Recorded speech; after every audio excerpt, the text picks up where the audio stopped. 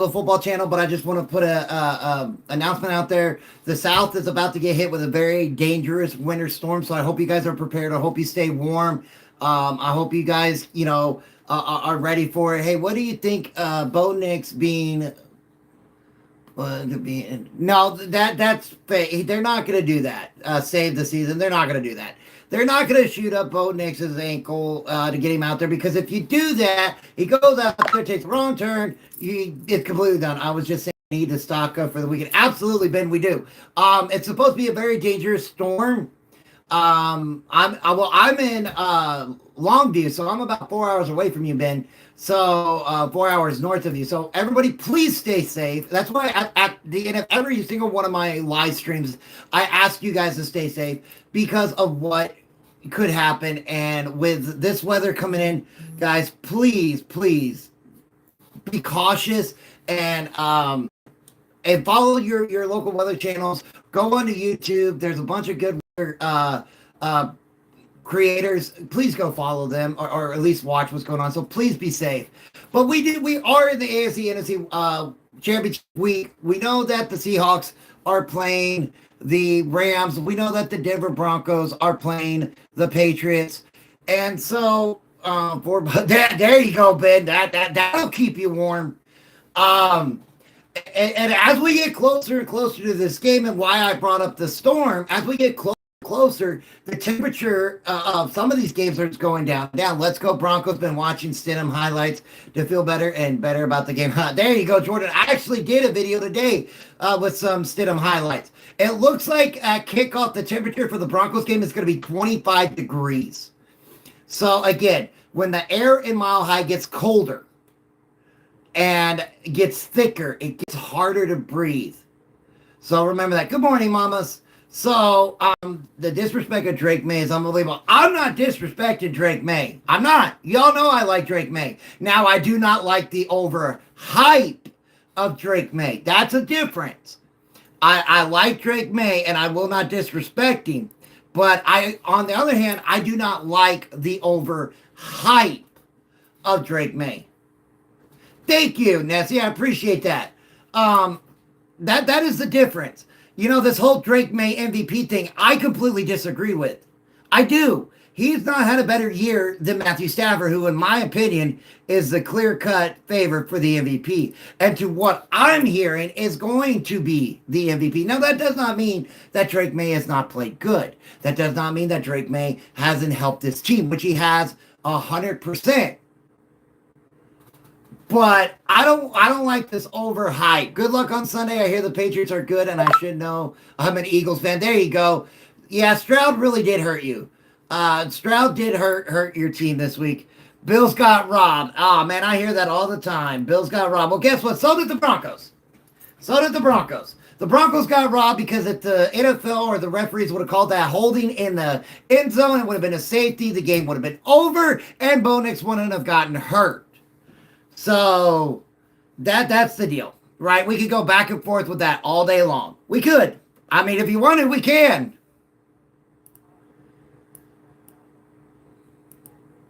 Well, per the NFL rules, that was not a catch. It was a turnover because it hit his chest and came off. But again, even before that, way before that, when that holding happened in the end zone, it would have, if it was called, it would have been a safety. Broncos would have won by 2, and Bo Nix wouldn't have gotten hurt. So you could go either way. Now, I will say, hold on. I got to get this out, JF. Just give me just a second, okay, brother? And then I'll let you go. Nessie, thank you for the follow. I greatly appreciate that. That first pass interference call, I disagree with 100%.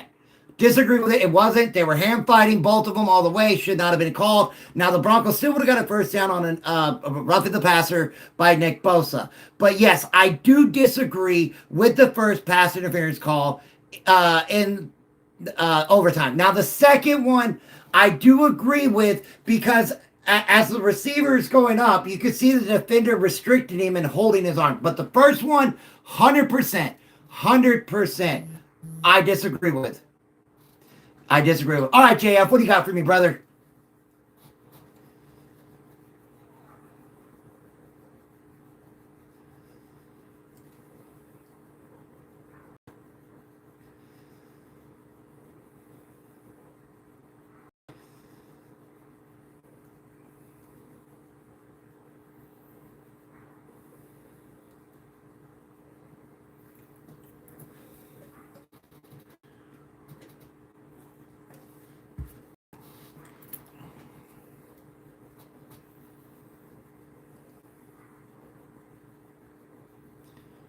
Oh yeah, JF, I get you. It's the overhype, and they got to do it, right? The NFL has to do it. These quarterbacks, right? Drake May, Bo Nix, Caleb Williams, CJ Stroud, all of them, right? They're the future of the NFL. They're the future. And so they got to hype them up. They do. They absolutely do. But let's talk about this is as a Patriots fan.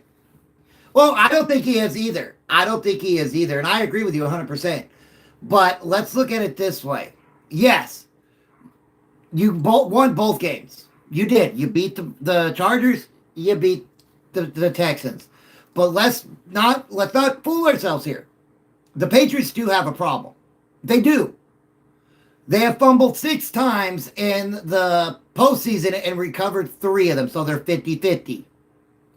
On top of that, yeah, I'm not going to count that interception because that was at the end of the first half. It was a Hail Mary, no big deal. That's not a stat to me. I really wish they would take interceptions on Hail Marys out. Because that's not, it's just like I wish they would take interceptions that bounce off a wide receiver and end up as an interception. I think that should go on the wide receiver, not the quarterback, because that's not the quarterback's fault. But let's not think that the Patriots are going to go into Denver and walk all over Denver. You're still playing a very good defense. Now, yes, the Denver Broncos defense looked absolutely horrible against the Buffalo Bills, giving up over 400 and some odd yards total offense, but we had 5 takeaways. And the Patriots have been turning the ball over. Now, the Patriots against the Chargers, if that Chargers was a healthy offense, might have been a different game. I don't know. We could have played the shoulda, coulda, woulda game all day long. Same thing with the Texans. If CJ Stroud doesn't come out and throw 4 interceptions in the first half, one's a pick 6, that game could have turned out completely different. But again, we can't play the shoulda, coulda, woulda games because the game is over. The Patriots advance. But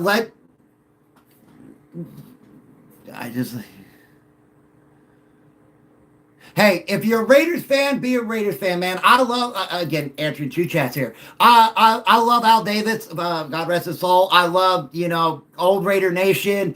I would have loved to gone to the black hole there in Oakland. Absolutely would have loved to do it. So, but I'm not, now, JF, I'm not going to be one of those fans, and I hope I have not given that persona.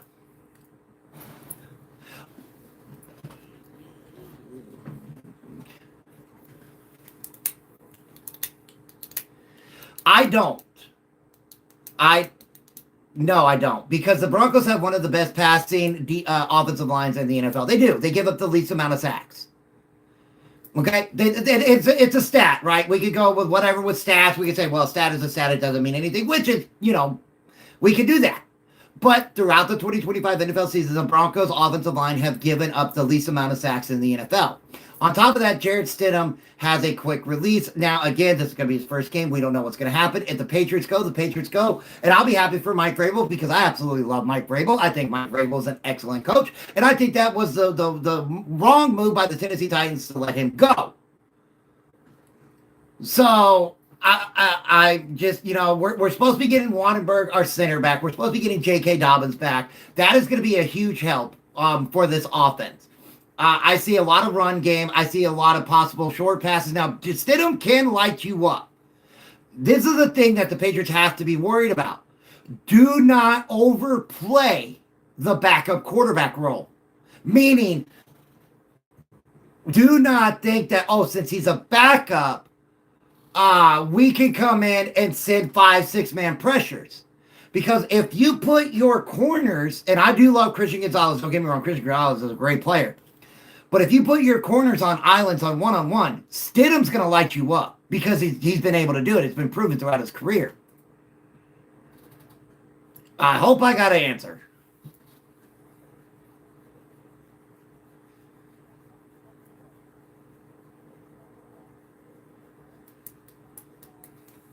Yep.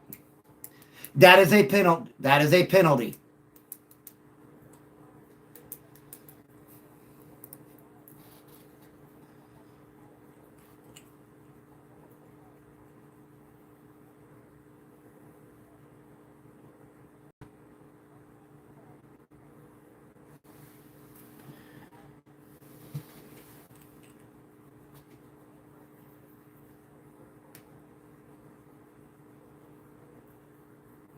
The game is keep going. I'll give you the game time here in just a sec. It is 3 o'clock Eastern.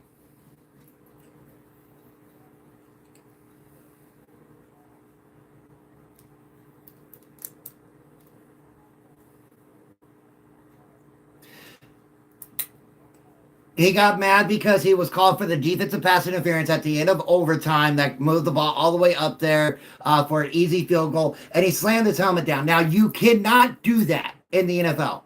You cannot take your helmet off in the field of play and slam it down, and especially do it in front of a referee. Not only are you going to get a flag, but you're going to get a phone call from 1-800 NFL disciplinary committee, and you're going to be cost a lot of money for doing that. Now, like I said before, and I will say it again, the Buffalo Bills beat themselves in this game. They did.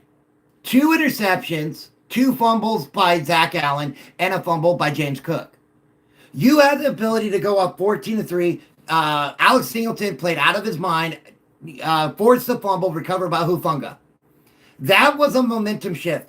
Going into halftime, it was 17-10. You were getting the ball back coming out of halftime, right? You were getting the ball back, and they kind of got greedy.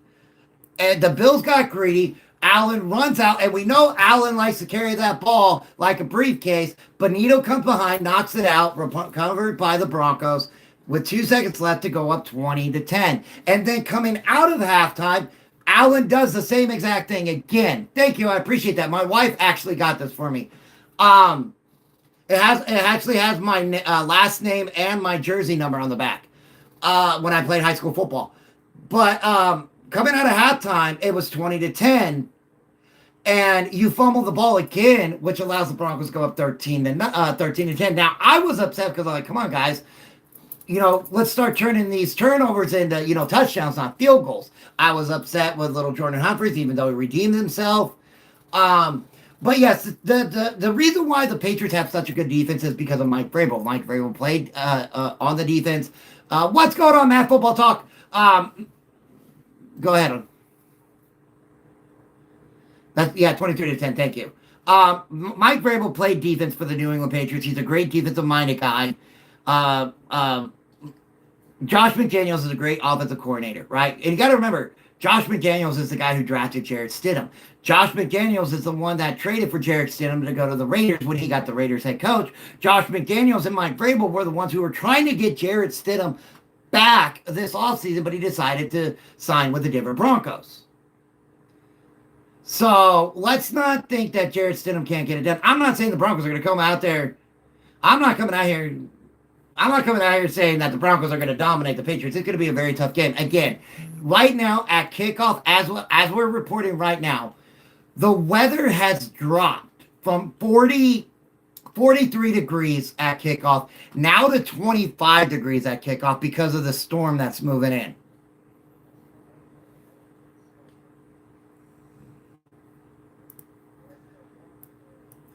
What?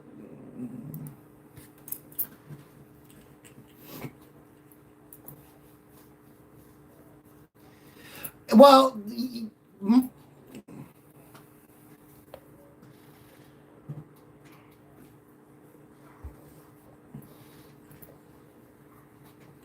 yep.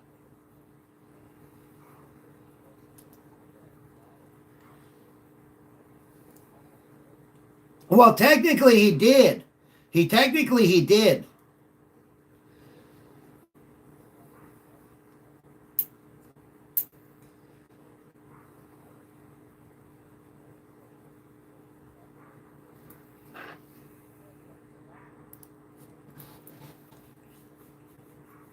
Well, if you double Benito, that's a bad idea because if you double Benito, that leaves or how do you pronounce his name? Or Zami, or I can't pronounce the dude's name. And John Franklin Myers, Malcolm Roach, and Zach Allen and Cooper one-on-one. You don't want to do that.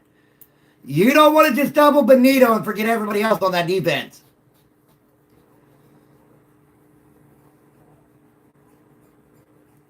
All right, take it, Adrian.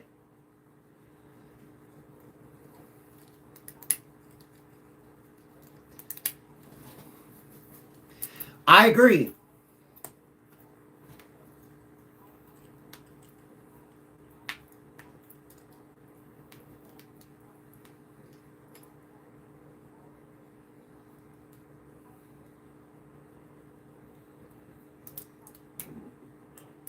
No, they have a great corner. Not corners, one.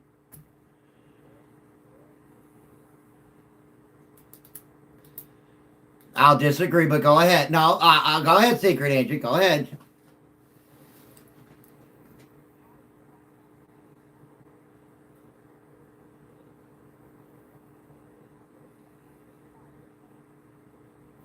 Okay, so what that'll do, that'll open that will open. Now we're going to go by your philosophy here. You're going to send 6 guys, put 5 guys in coverage, which means one-on-one on the outside. Most likely you're going to have a deep safety, so you got 4 men in coverage. Most likely they're going to play cover 2, so now you have 3 men in coverage. What that's going to do is open up the middle crossers for Little Jordan Humphreys, Evan Ingram, Kroll, Addison, RJ Harvey out of the backfield. And you're really going to give up a ton of yards.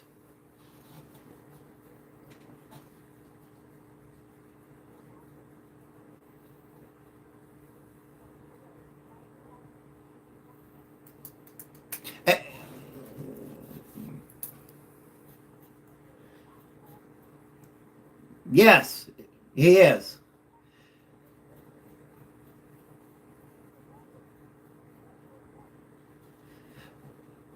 Okay, so Secret Agent, what you're saying is Stidham can't play ball. Gotcha.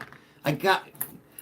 Now let me tell you this. What offensive line in the NFL gives up the least amount of sacks? The Denver Broncos. The Denver Broncos throughout the 2025 NFL season gave up the least amount of sacks in the entire league, and it wasn't by a few, it was by a lot.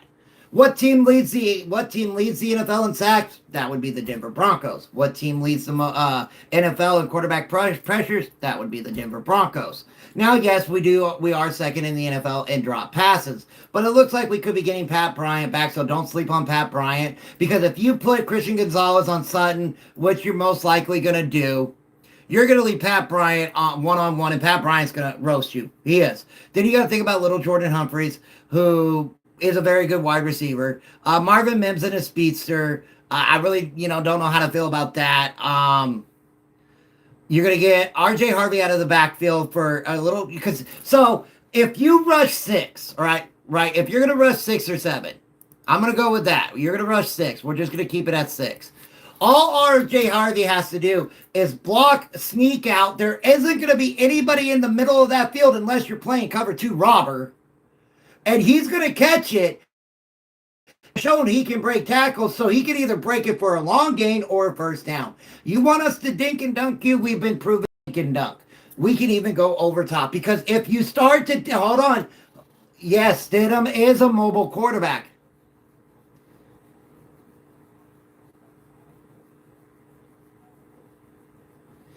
And let's think about this. I want to bring this up, and I know a lot of Patriots fans don't like me bringing this up.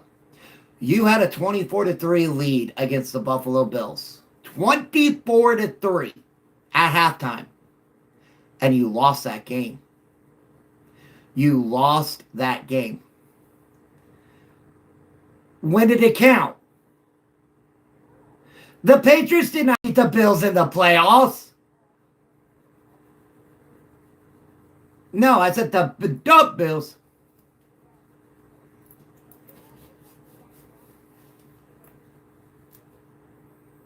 Hold on, timeout. Let's put this to rest. Who was leading at halftime during the game against the Bills? What was the score? 20-10, right? And if I'm not mistaken, the second quarter, the second quarter comes before the fourth quarter, right? I mean, if my numerology or my pneumatic math is correct, 2 comes before 4, right? Okay. I just wanted to make sure I'm correct here, guys. I want to make sure I'm getting the right information. And I'm pretty sure the score was 20-10. I'm also pretty sure we beat the Chargers by more points than the Patriots beat the Chargers, just saying it. Oh, and on top of that, we shut the Texans down in their house. We shut the Bills down, the best quarterback, the one with the best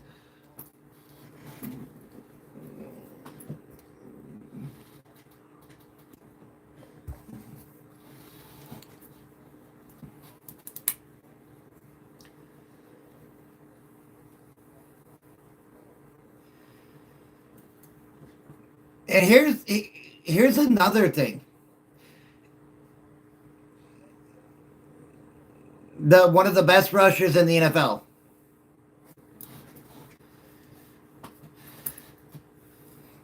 Only I don't have any room, brother.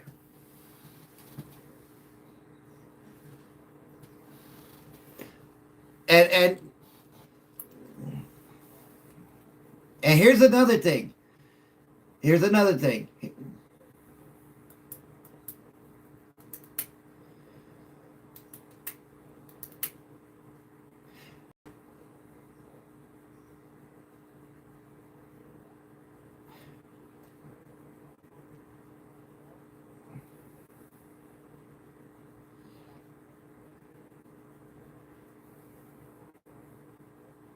No, he hasn't.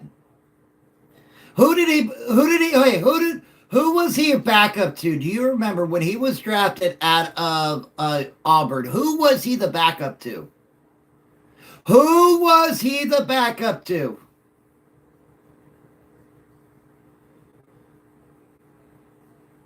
For 7 years. Okay.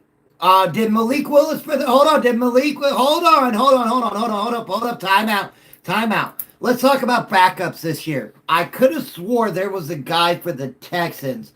I believe his name was General Mills, who went 3-0 as a starter this year. Right? It went 3-0, right? I could have swore that happened. Oh, it had a comeback victory against the Jacksonville Jaguars. And here's another thing. Here's another thing we got to think about with backup quarterbacks. Didn't Malik Willis come in for the Packers and do pretty good? Didn't Snoop Huntley come in for the Ravens and do pretty good? I mean, it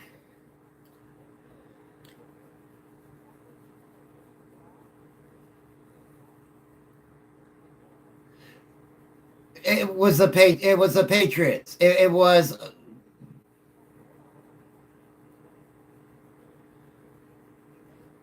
not that same Patriots. Hmm. Okay. Oh, what he's talking about? Hold on, time out. Okay, right. Okay, hold on. Let me explain. Say I draft you, right? I draft you into my offensive system. Okay? So say I'm a 60-40 pass to run ratio kind of offense, right? You're a quarterback, you're going to learn a 60-40. But I don't keep you and you get traded or you get signed in free agency by team B. Okay? They could be 50-50, 40-60. You're going to have to completely change how you play because of the new system. That's what he's talking about. He's talking about the playbook. He's talking about the offensive system that teams run. In one system, you could be playing 11 personnel every single down. You could be playing 4 wide. You could be playing 3 to the left, 1 to the right. You could be playing 12. You could be playing 11. You could be playing 3 tight end sets. But go into another team, it could be completely different. So many times.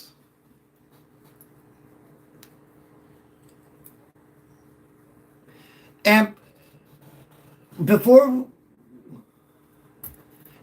we go, whatever, did you know that Drake May, his completion percentage throughout the playoffs is around 52 to 58%? 52 to 58%. That's his completion percentage. And he has 6 fumbles in 2 games and has lost 3. Not the team. No. That's not the team. That is Drake May himself. And he's been sacked 10 times.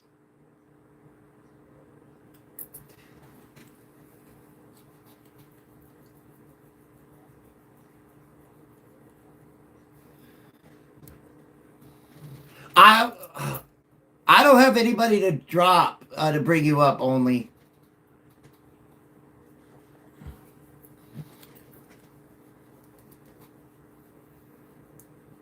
Good morning.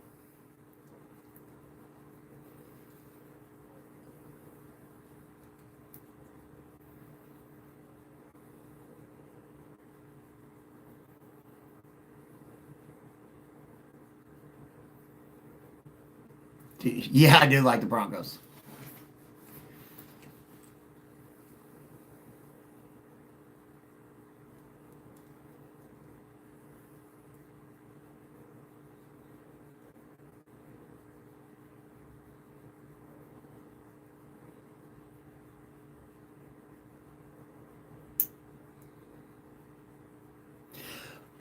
Okay, I want to be honest before you go on, Archangel. Let me be honest. I'm not talking bad about Drake May. I'm not. I'm just bringing facts and stats. And I saw somebody in the chat go, well, Drake May had the highest completion percentage in the NFL throughout the season. He did. But Drake May also only threw the for over 300 yards once in the entire season. If you look and break down his actual stats, they call Bo Nix a dink and dunker. But Drake May actually is the one that dinks and dunks. I think his average pass throughout the year was between 5 and 7 yards. 5 and 7 yards. Oh, and on top of that, did you know that throughout what is it, either the playoffs or whatever? Yeah, against the Buffalo Bills, who are deep ball throwers, they gave up 0 out of 9 deep passes and intercepted it twice.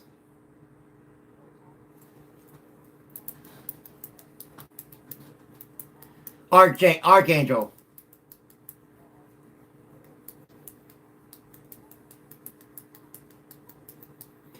Yeah, he has. How do you say he hasn't completed a pass in 2.5 years? How do you say that?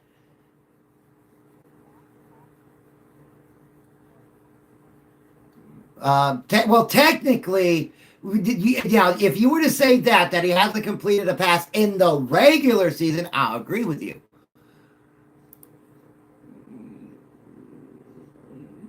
And he also played this preseason as well.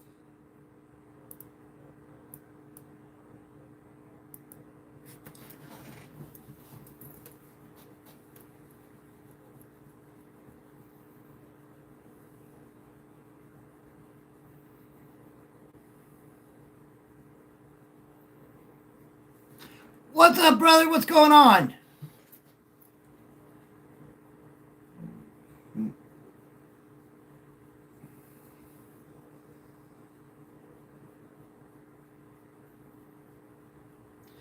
Simplify.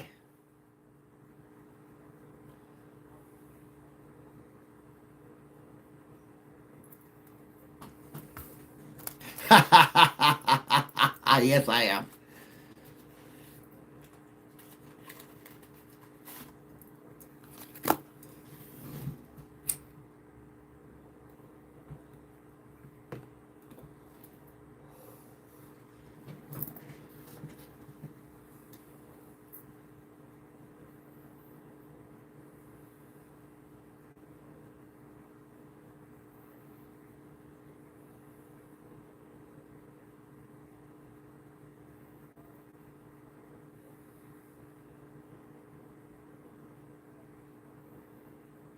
Christian Gonzalez.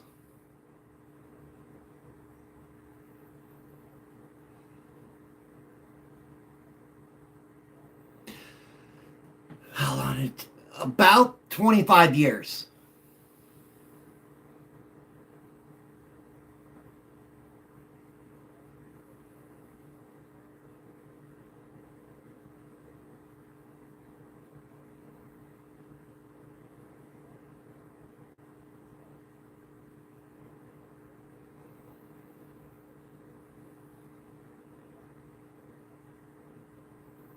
Bo Nix is not playing.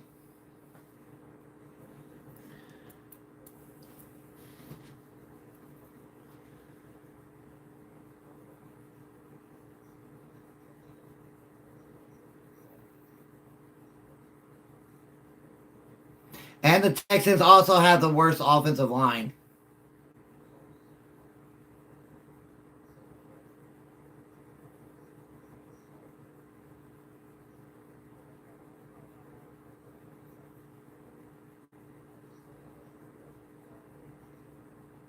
No. He said they're the.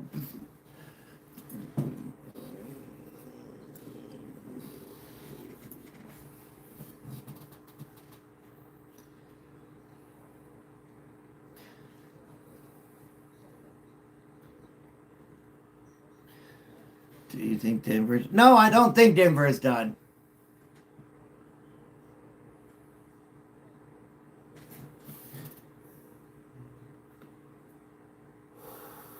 No, I don't either. I said that as well.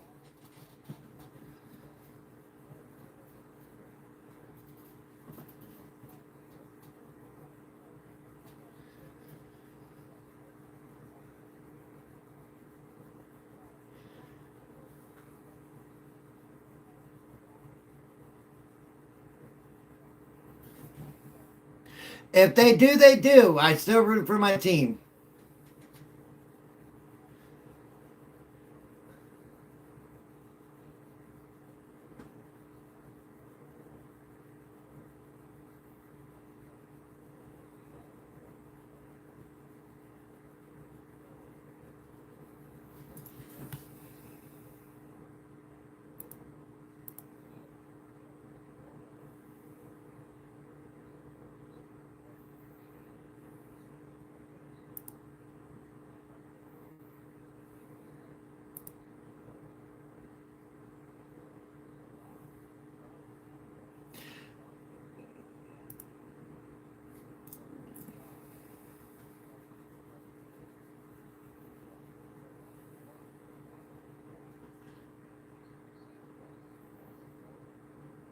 I don't have the dust.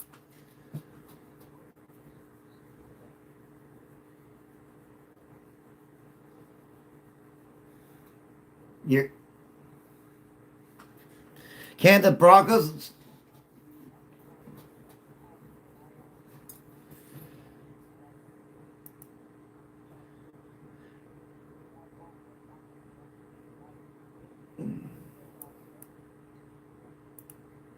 Yeah, okay.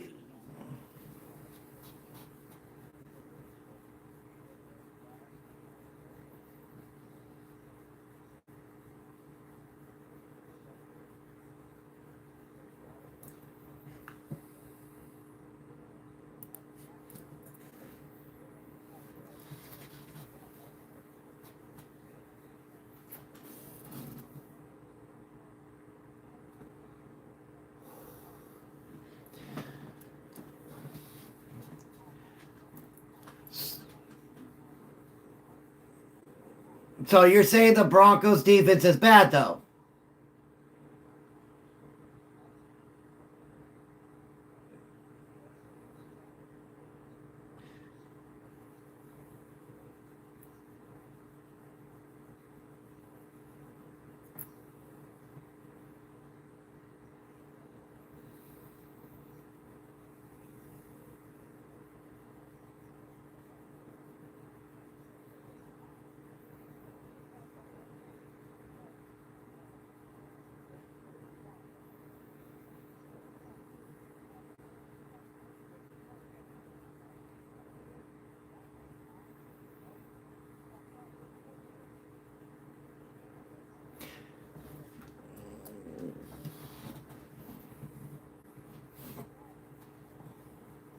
Well, Stroud's only been in for 3 years. Let's not go that far.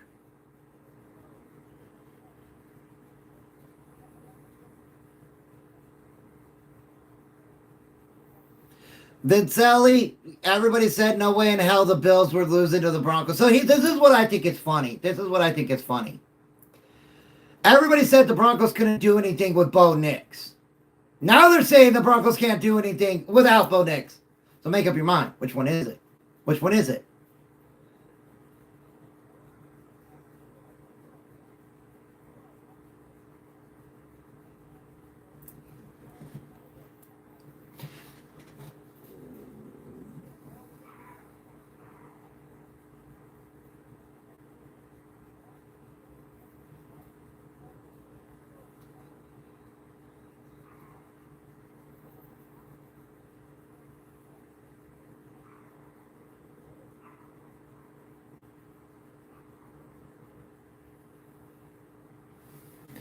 Would you rather go to the Super Bowl or not go at all and lose? I'd rather go to the Super Bowl.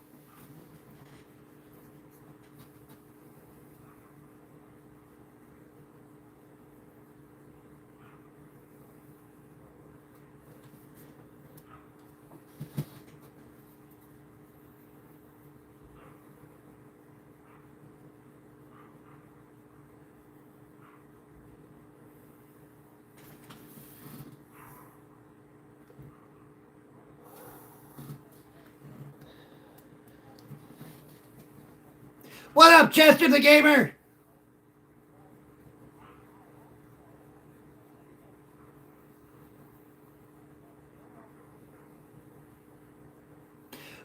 But this is another thing you got to think about. This is another thing you got to think of. This game is going to be very emotional for the Broncos, and emotions can go either way, good or bad, right? They know that they got to the championship game with Bo Nix. 30 minutes later, they find out Bo Nix is out for the season. You don't think the players want to win this game for Bo Nix? Not just themselves, but for Bo Nix. And you don't think that it looks like right now, did you know that Broncos fans are not giving up their tickets to Patriots fans? The crowd is going to be 100% in favor for Denver.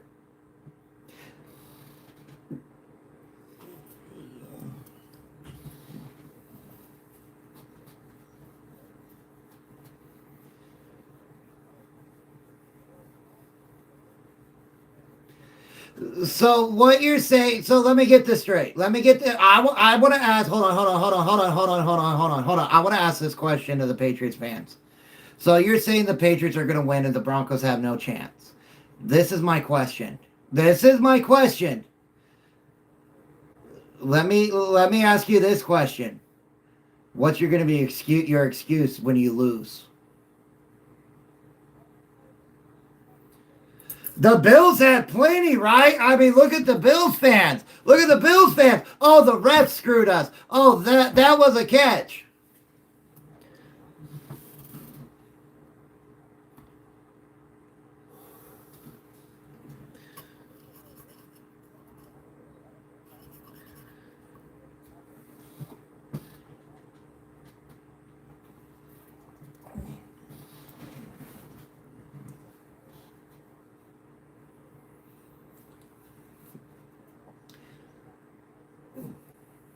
Actually, it's not what I've heard.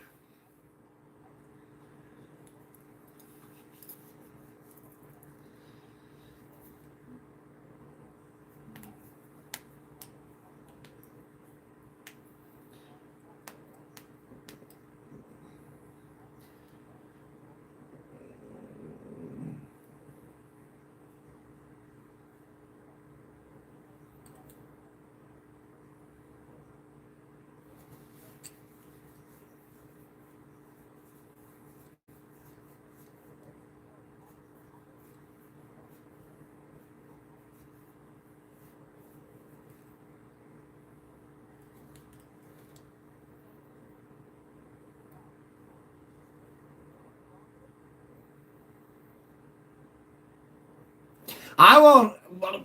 I'm going to tell you this right now, and I've been saying it all year, and everybody who's been on my channel for a long time will agree. I thought the Broncos, the farthest the Broncos were going to go was the divisional round. Now, I thought the Broncos were going to be a wild card team. I thought the Broncos were going to be a wild card team, and they were going to be bouncing in the divisional round. We're playing with house money. We're not supposed to be here.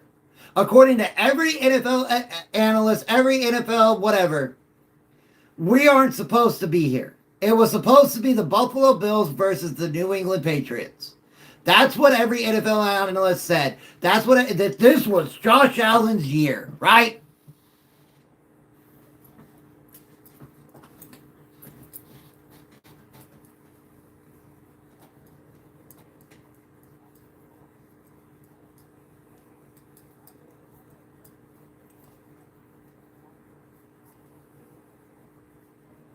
Oh no, I knew y'all weren't losing to the Chargers. I 100% knew y'all weren't losing to the Chargers. I had the Chargers winning the division at the beginning of the year. At the beginning of the year, I said the Chargers were going to win the West. They were going to be the number one seed under one condition. And I had said this going into the year. I'm like, under one condition. Everybody's like, well, what's that condition? I'm like, they got to stay healthy. They had a team, right? They had a team.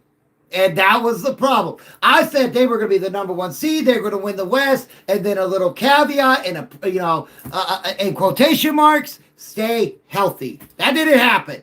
That didn't happen.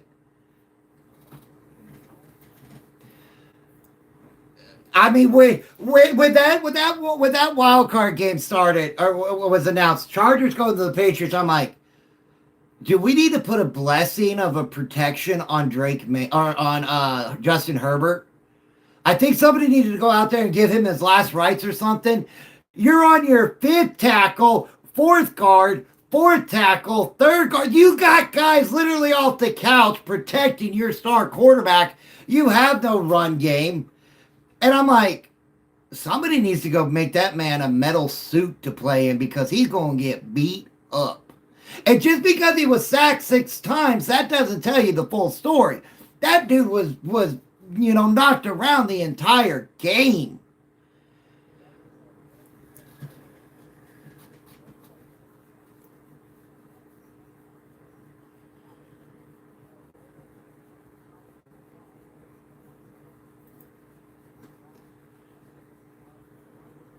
It had no offensive line. Yeah, I know, right?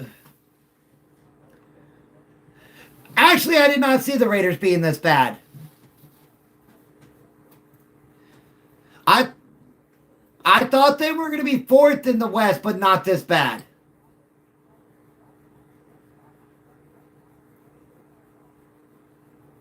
Hold on. Hold on. What was that? All videos?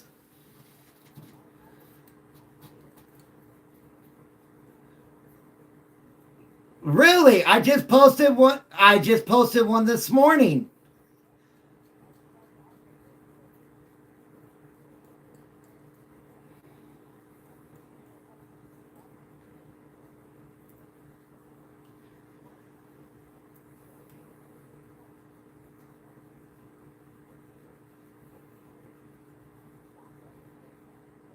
Coverage. I'm 100%. No, no, no, I'm not. I am 100%.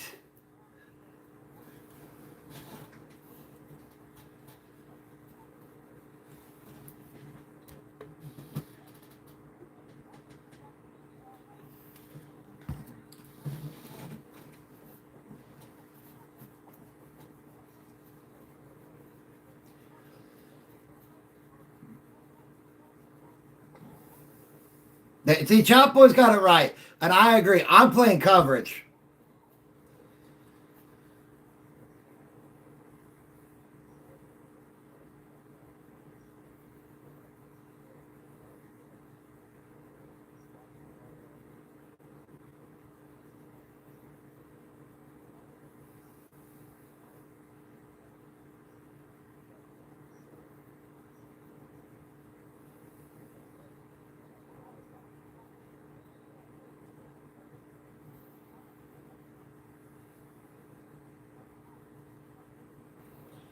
Well, this is where you gotta. Now, here's another thing you gotta be careful about. Now, yes, the Broncos' run game has not been good this year. I can agree. It's been one of the. That's what they're saying. I've had a big pet. I've had a big pet. Well, they opened his practice window to come back on Monday, and so he's practicing. Which normally when a team does that, they bring him back. We're getting Waterberg back, or Rottenhoser. We're getting him back. Gardenhoser, Rottenschnauzer. We're getting him back, which is a big help. But if you, then I get it. I've been a very large critic of the Broncos running game all year. I have been. I'm one of those guys that I don't want a single running back to get 100 yards on my team. I want my multiple backs to get at least 150 combined. But the Broncos have proven one thing this year, even with a bad run game. They can break off long runs. They can break off long runs. And so you got to be careful if you're running a defense and you're going to go straight zone. The problem with zone defenses, especially nickel zone, this is what hurt the Jaguars. Nickel zones are the easiest defense in the NFL to run on. It just is. I'm just saying you don't want to do it. Well, I'm not saying they are.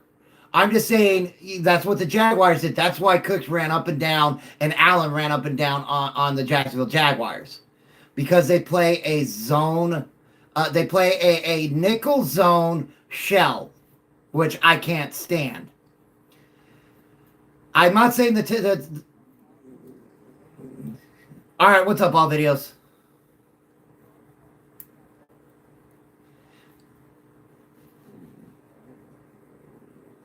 I don't see it.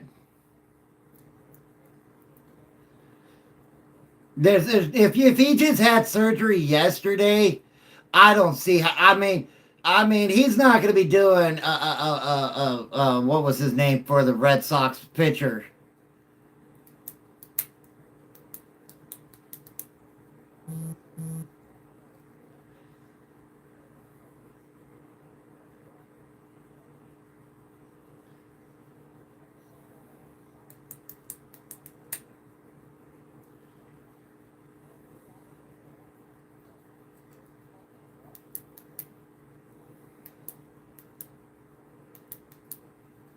Yeah, that would be the worst thing in the world to do. That would be the worst defense in the NFL to run.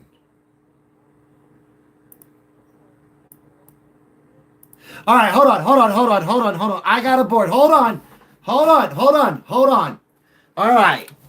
This is your typical nickel defense right here. If you're rushing 7, cover 1 robber, right?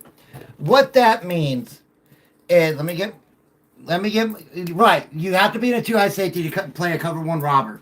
What that means is this safety comes down and gets right here. That means this safety has to come over here and cover the entire field. As you can see on a nickel defense, you typically have a 4-man front. If you're rushing 7, you're number one, you're not rushing 7 on a cover 1 robber because physically you can't. There's not enough. Unless you're playing 12 men on the field, you can't do it. So what that means is this linebacker's coming here or coming here. Hold on, hold on. Let me explain because I love talking defenses, right? I do. So if you're going to run covers, if you're going to rush 6, which you would have to do, cover 1 robber, you are now putting your safety in the middle of that field where he has to cover the entire middle because you're playing 1-on-1 on the outside and you're taking your free safety to cover the entire top of that defense, right? So if you do a go route there, if you do an out, if you're going to do a crosser here and a go, or even an out or up and out, and you take your tight end and come across here, tell me who your robber's covering. Because again, your quarterback and your running back is going to come over here for protection. So now you got 1, 2, 3, 4, 5, 6. You're rushing 6. You've got everybody covered. Everybody covered. So now you have a hat on a hat. You have a hat on a hat because he's going to come down here. Your running back's going to come here. He's going to take him. He's going to take him. Your center's going to take him. Your tackle's going to take him. Your guard's going to take him. So now you have a hat on a hat. And what you basically did, I have a 4-man out. You take one of your safeties completely out of play here because he's got to guard the entire middle. So if my tight end goes a 5 and in, if my receiver does a 10 and in, who is he going to cover? If he does a go route, that means this safety is going to have to float over here, and now I've got 1-on-1 coverage right here, 1-on-1, where this dude's going to be wide open right there.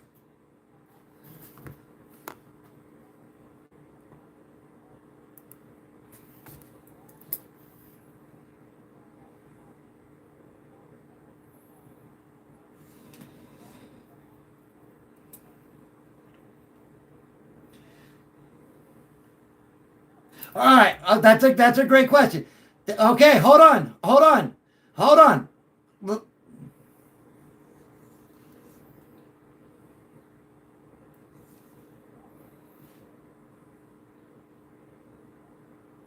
That's what I was about to ask you. Thank you for saying that. So if we're gonna play cover 1 robbers.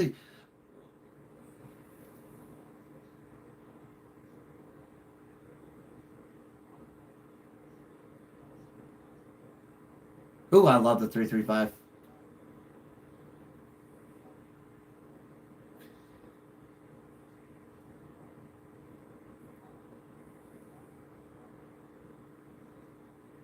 Right, but I want to. Okay, so that's why I want to go. Hey, AB, let's just go off of what he's saying, right? Because I want to go with this. Are we playing press man coverage? Because you got to play man out here. Are we playing press? Okay, who are you putting Christian Gonzalez on? So you're going to put him out here with Sutton. Okay, so you got Sutton here. All right. Who are you putting on Pat Bryant? Who are you going to put on? Okay, cool. I'm glad you said that. I'm so glad you said that. Because guess what? On press man coverage, press man, if he gets one step, not even a step, half a step on Christian Gonzalez, within 2 seconds, that ball's coming out and it's a touchdown. Because that safety right here, yes, I do. Yes, I do. But let me hey. Let me explain. Y'all want to talk X's and O's. I'm talking X's and O's. You get that ball out. Hold on. No, y'all gonna let me finish. Y'all gonna let me finish. So hush it down. Hush it down. You're gonna let me finish. Because Stidham can't get that ball out fast. Stidham has a hell of a deep ball. Great deep ball. And he's a pocket passer. If you get a step on Christian Gonzalez, which has been proven to happen, y'all are acting like Christian Gonzalez is PS2 and he ain't. You get a step. That ball's coming out here. Now you moved one of your safeties.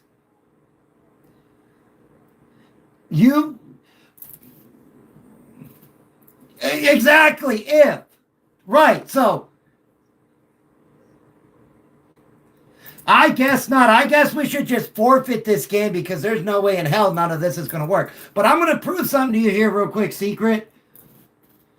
If you get past Christian Gonzalez on a go route with Sutton as your quarterback, or with Jared Stidham as your quarterback and Sutton as your wide receiver, by running a cover one robber, that brings this safety here. That requires this safety who's on the opposite side of the damn field to come out here. He's 20 yards from the play. He catches it, he's gone. On top of that, with this route right here, he's going to be wide open right there. Wide open. This one, he's going to be wide open right there. Because you're not going to have over-the-top help. Running a cover one robber is the worst defense to run because you have no help up here. None. Oh, well, you're not playing but you're not playing Jess Stidham.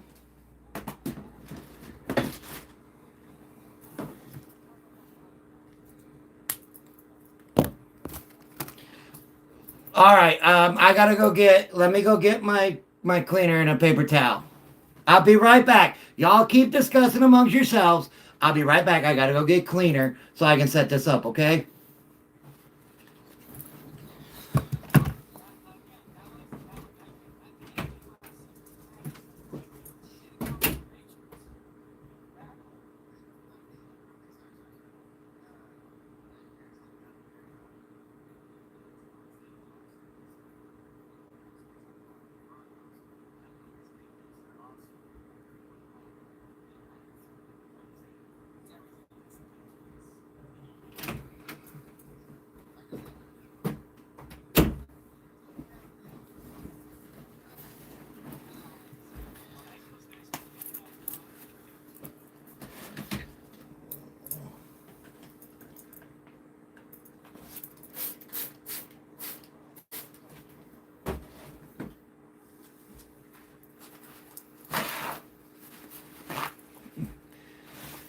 Have a great one, Archangel.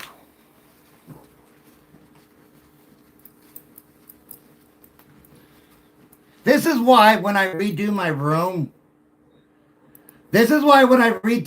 hold on real quick. Hold on. When I redo my room, this back wall right here is going to be a whiteboard. Be nice.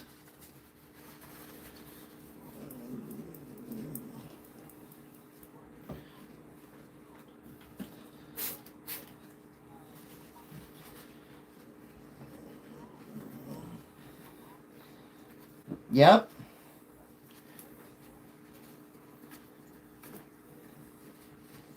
AB's already been covering that a lot.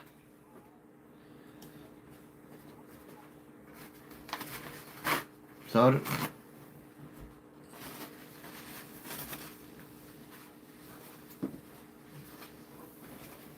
all right.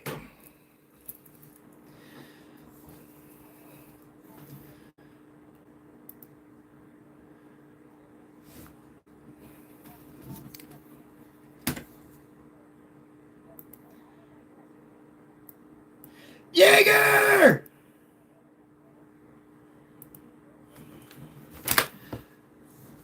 Okay, all right. AB, what defense you want me to draw up?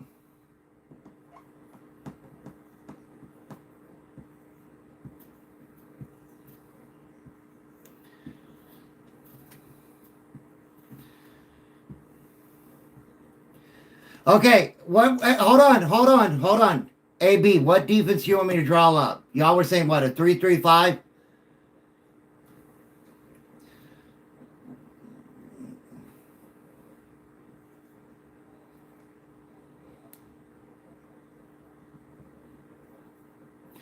Got it.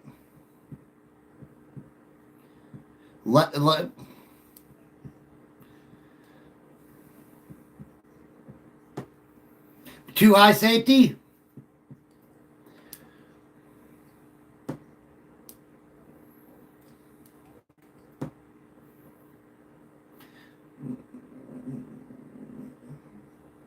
I'm running 11 personnel.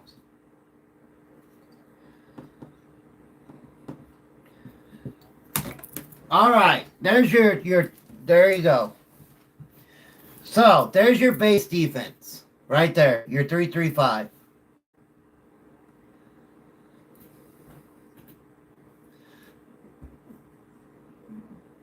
Right here.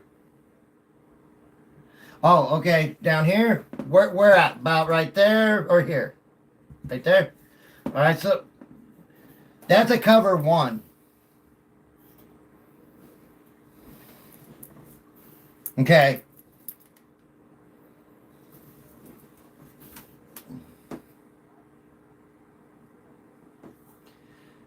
It's not cover 1 robber.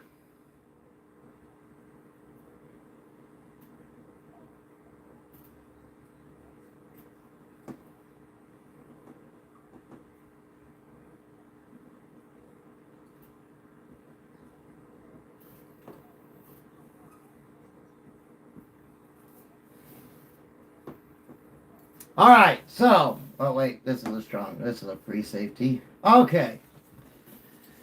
I know it's probably backwards, which it is, but I'm sorry. Okay, so you were saying you're going to rush 6, right? Right, you're going to rush 6 all night? So what that means is this linebacker right here, if you stay in this base formation, you're putting a linebacker on a tight end. You're putting a linebacker on a tight end. Linebackers don't cover tight ends that well, right? And so that pretty much means you're bringing in a strong safety on a left tackle. Oh, by the way, who has the best left tackle in the NFL? The Broncos. No, actually, it's the Broncos. It is. It's been statistically proven it's the Broncos. Yes. No, this is your left tackle. I know it looks backwards to you, but this is your left tackle. My camera inverts for some reason. I haven't figured out how to fix it. Yeah, I don't know why my camera inverts. I have no reason. I have no clue why. I've been trying to figure it out. We told I thought Justin Herbert being the best quarterback in the league. I love Justin Herbert, but he's not the best. All right. So again, you're playing. Okay. I have to check that out. So technically, if he comes up here, it's cover one. If your free safety floats to the middle, it's cover one. Cover zero would mean he's coming down on a blitz. Because cover zero there means there's nobody back here. Nobody. There is no over the top help. So if he floats up, you're cover one, right? If he comes down, then you're cover zero, which you don't want to do. Because you want some sort of help. Because if they notice that he's coming up for a cover zero, that leaves all this open to do that. Again, you're blocking a linebacker on a tight end. Your left tackle's taking a very small, strong safety, by the way. He's going to go with him. If you bring him down, you have to have gap containment, which they will. You're going to get cover here. He's going to come up here to block. He's going to block. He's going to block. Quarterback is going to be here. You again could do a go route. That's why you don't want to do a cover zero, because you will have no help there. And if you want a quick pass, a 9 and in, a 9 route. Just do a 9 route. That's all you got to do. A 9 route. A 9 route is simple. Come up and come back, especially if you're playing press man coverage. It's boom, boom, boom. It plays about 2 seconds. It takes 2 seconds to do a 9 route. I'm just explaining. I'm not saying this is the Broncos, this is the Patriots. I'm just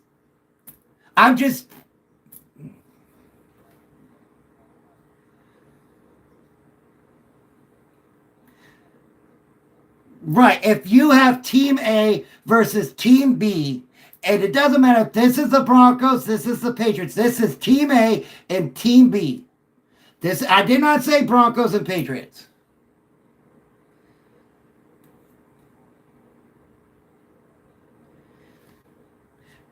Did you have film on CJ Stroud? Do you have film on CJ Stroud?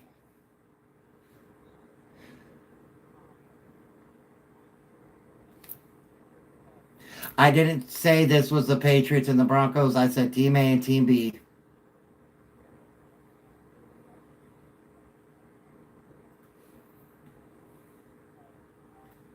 Which would be over here. Okay. Okay.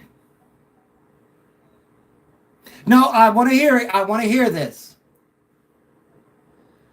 Which is this guy right here.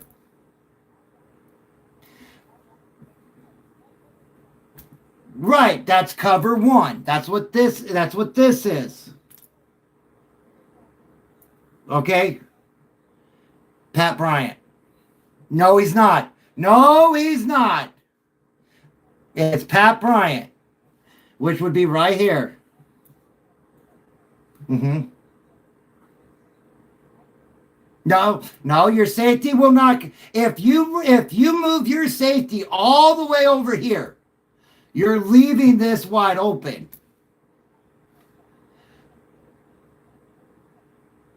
That's not Cortland Sutton, brother. Hold on. That's not Sutton. You want to talk about Mims? This is where Mims lines up. He is going to beat your corner, but watch. Okay, I'm doing what you told me to do. You're going to float your free safety over this way to cover up here because you're going to keep Christian Gonzalez one-on-one. What you just did was you went from cover one to cover zero, and you put Marvin Mims here. You have no help, none, right there, because you said you're bringing all these guys. You're going to rush 6, and you're tied in. Hold on, I'm not done, please. You got Ingram right here on a linebacker who's going to do that. And you got to remember, you're playing man. So you're going to take this linebacker out this way. You've already got 6 on 6, a hat on a hat. You took your free safety over here, went from cover 1 to cover 0. You're going to double team Bryant because you said Christian Gonzalez can go up against Sutton all by himself. So now you're floating your free safety over here to do double team Pat Bryant. Leaving the entire middle of the field wide open. Wide open. Who said a 20-yard pass? I did not say a 20-yard pass. All you got to do is 5 yards and in. Because this, watch. I'm going to show you something. Hold on. I'm going to show you something if you'll allow me. When you're playing press man coverage, your back is to the quarterback, number one. So you're facing this way.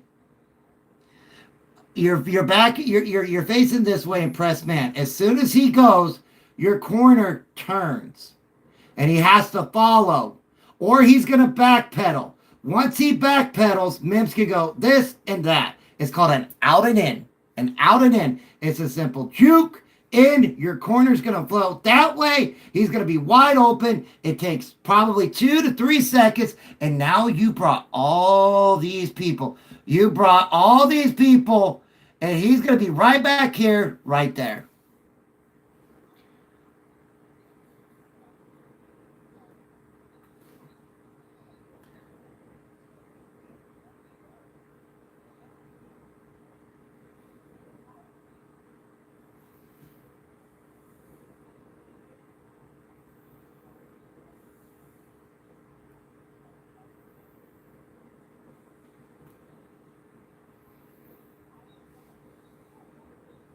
Okay.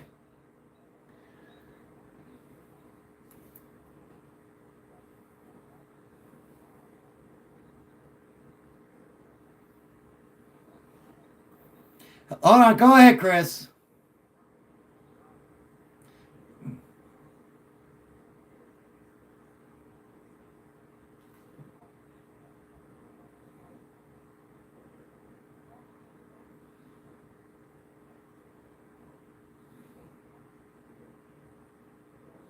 Hold on. Let Chris go.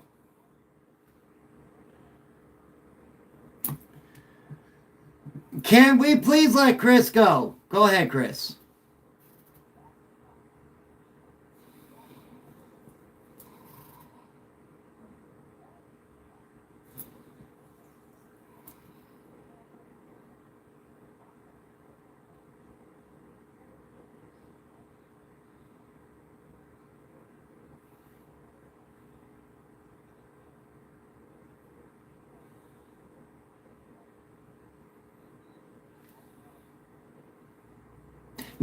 No, those aren't long routes, my brother.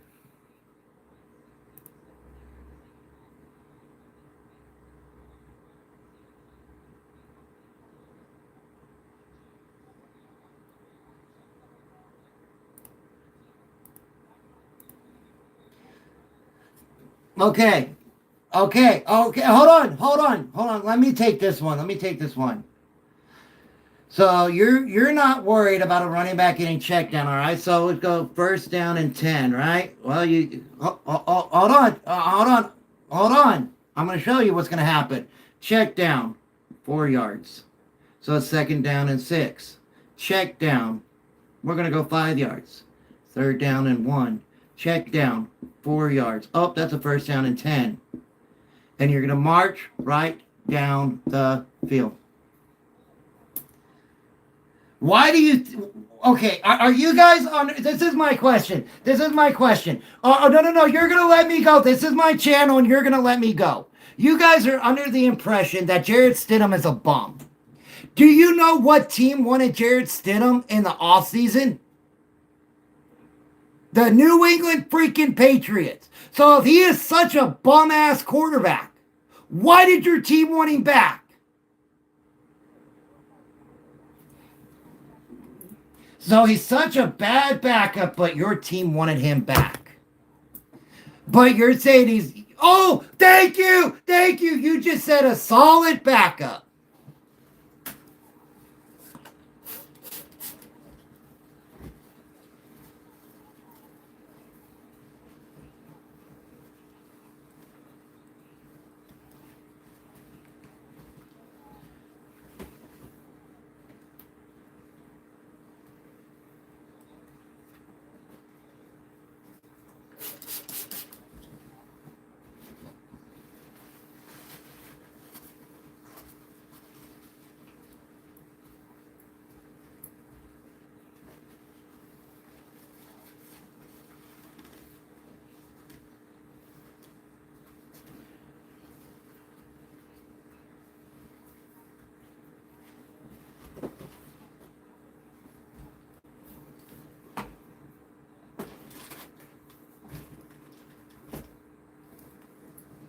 It's so hard to get a linebacker to cover.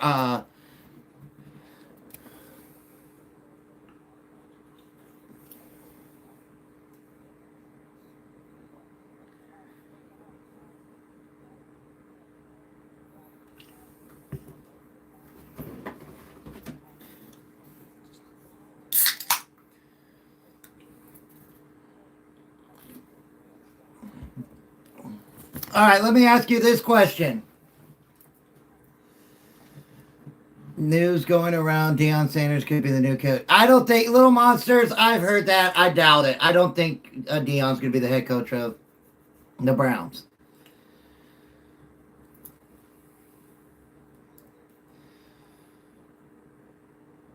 So, all right, let me ask you this: Do you think Drake May's going to go out there and be perfect?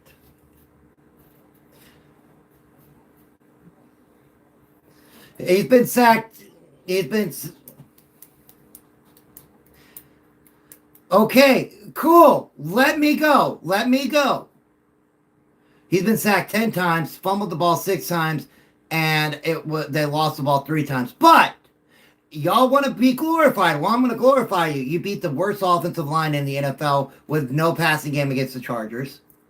You beat I'm not done. Second worst offensive line with the Houston Texans with a quarterback we all know that is trash.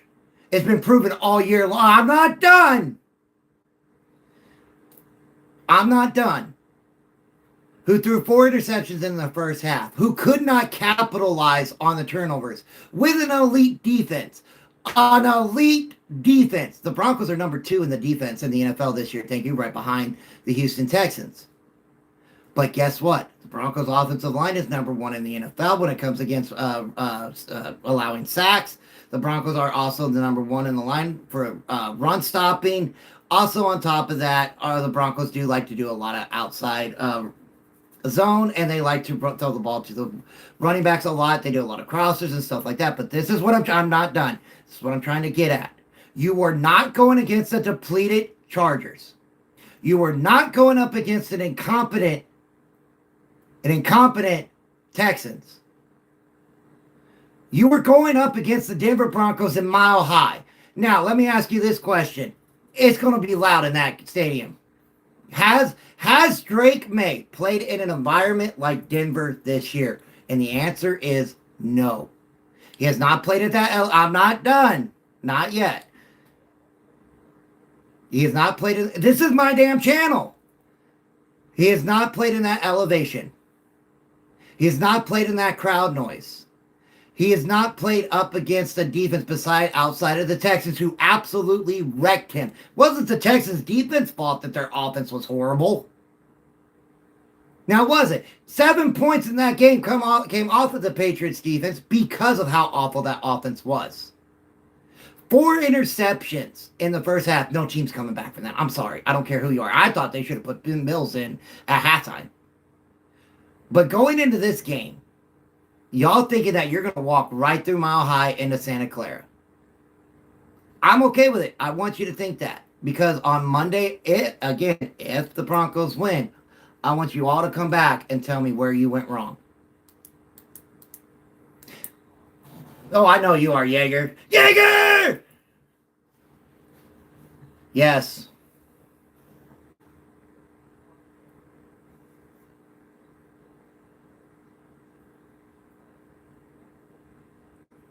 No.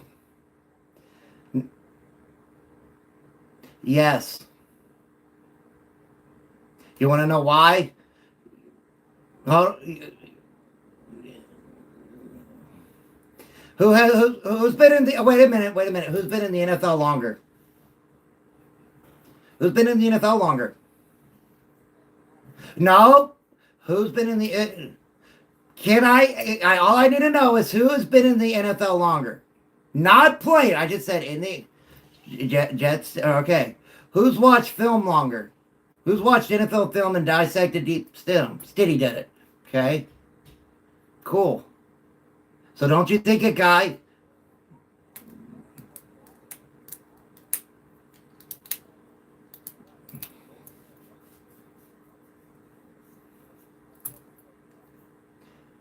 My thought was, and I said going in that I thought you guys could win this game because I didn't trust CJ Stroud, but I did pick the Texans because of that defense. Now I didn't think Stroud was going to play that absolute bad. No, you guys, you got to admit the defense beat the crap out of your offense. Hold on, let me look at something.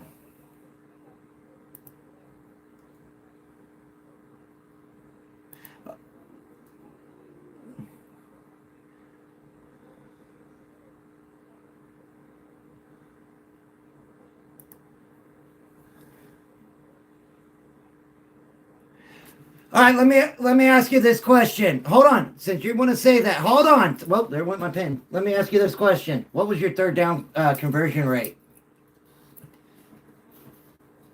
It was 3 for 14. 3 for 14. Now let me ask you. Hold on. Hold on. Hold on. What? Hold on. What? No, this is just for that game. This is for the Patriots and the Texans game. You were 3 for 14 in one game. That's not both games. That's just one. Do you want to know what the Texans' efficiency rate was against your defense? Your elite defense on third down? 7 for 17. 7 for 17. That's a better percentage.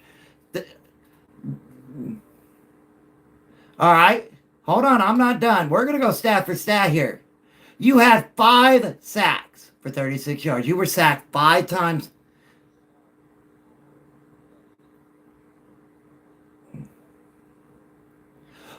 You had 3 penalties. Let's see here. You had 3 turnovers. One, I don't like that interception.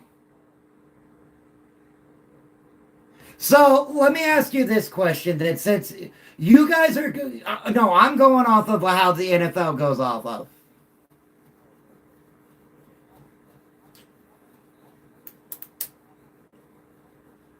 You lost to the Raiders. You lost to the Raiders. I don't care.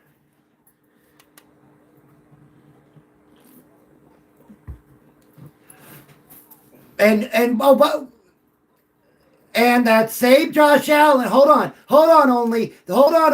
That same Josh Allen that was throwing to nobody was down 24-3 to the New England Patriots in Foxborough and whooped y'all's ass. That same Josh Allen that was throwing to nobody down 24-3 against this elite defense whooped y'all's ass. Oh, there's the excuse. Thank you. There was the excuse. I was waiting for it.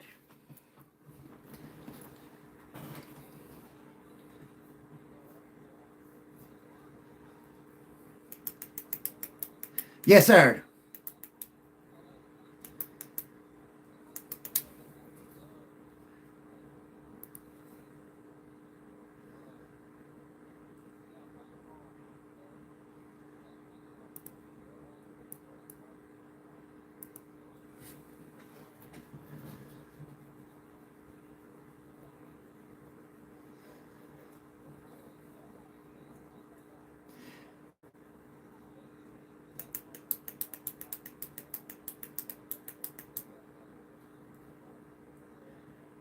Guys, you are talking over each other while Jaeger's trying to say something.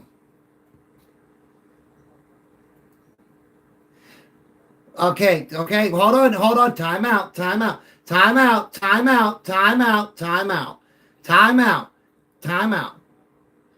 out. Who played? Hold on. Did the Patriots play the number 1 offense in the NFL this year? No, you did not. No, I said number 1 offense. Okay, the Broncos did. And we shut them down. Oh, and we shut them down without having PS2 the entire second half. We shut them down. What's up, P. Brady? We played the number 1 offense. And we shut them down even with a half without PS2. The reigning defensive player of the year. I say the slot.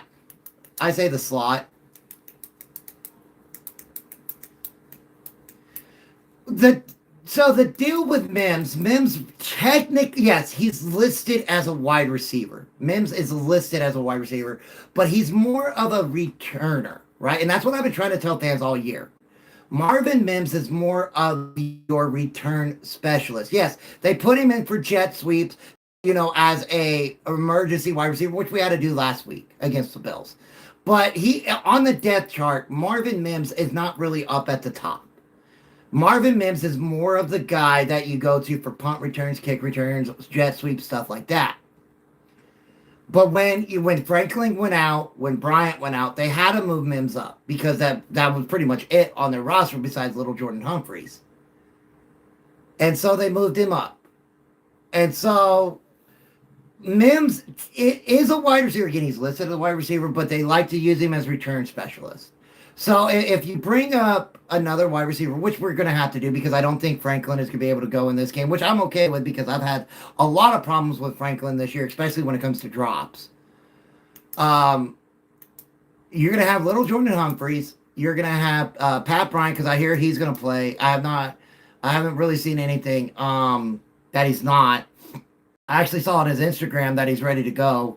You're going to have Cortland Sutton. Now, I like Sutton, but we've had his problems with him too this year. But he can come in on real clutch plays, right? It's something with these Broncos receivers. Like when they start the game, it's like, yeah, we might want to, we might not want to. But then when it gets whatever, they do. And then, JK is supposed to be back. If JK comes back, that changes this offense completely. Because JK was averaging around 5.5 yards per carry before he got hurt. He was on pace for over 1,000 yards rushing. So if we want to talk about injuries, we can talk about injuries all day long. Every team in this league has been hurt. Every single one. And I blame it on the CBA, and I will always continue to blame it on the CBA. But every team has been hurt. He's a... size, I would say size-wise. Speed, no.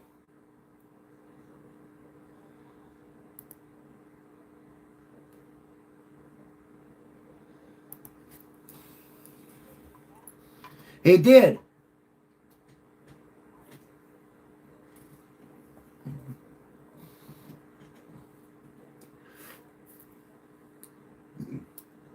Thank you guys so much for giving me the 10,000 likes. I appreciate that.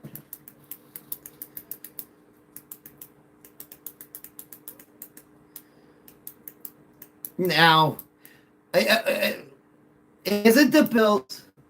Is it the hey, Chris, you could correct me if I'm wrong here. Didn't the Bills have a top tier pass defense?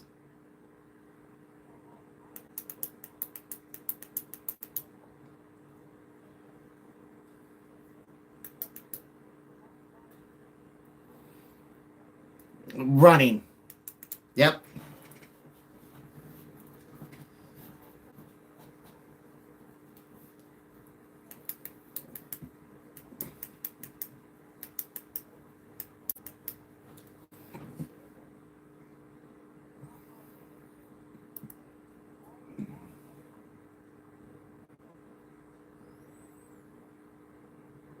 There you go. If he is,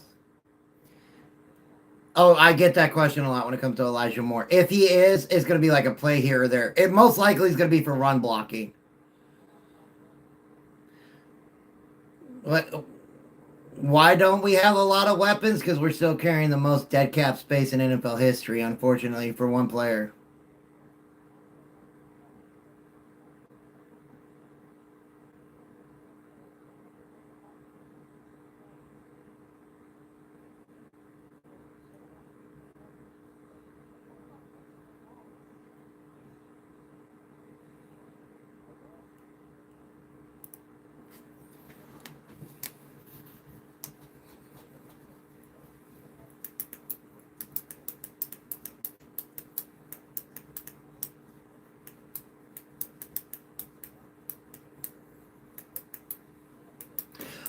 I don't do basketball. This is just a purely football channel, Jadlin.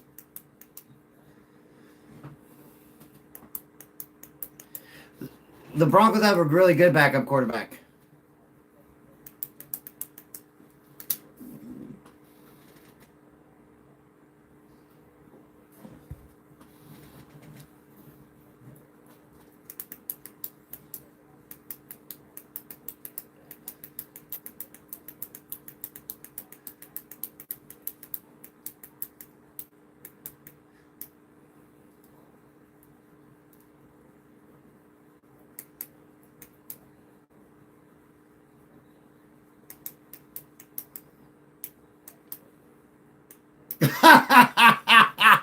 All right. If you're going to hype your team, please be realistic.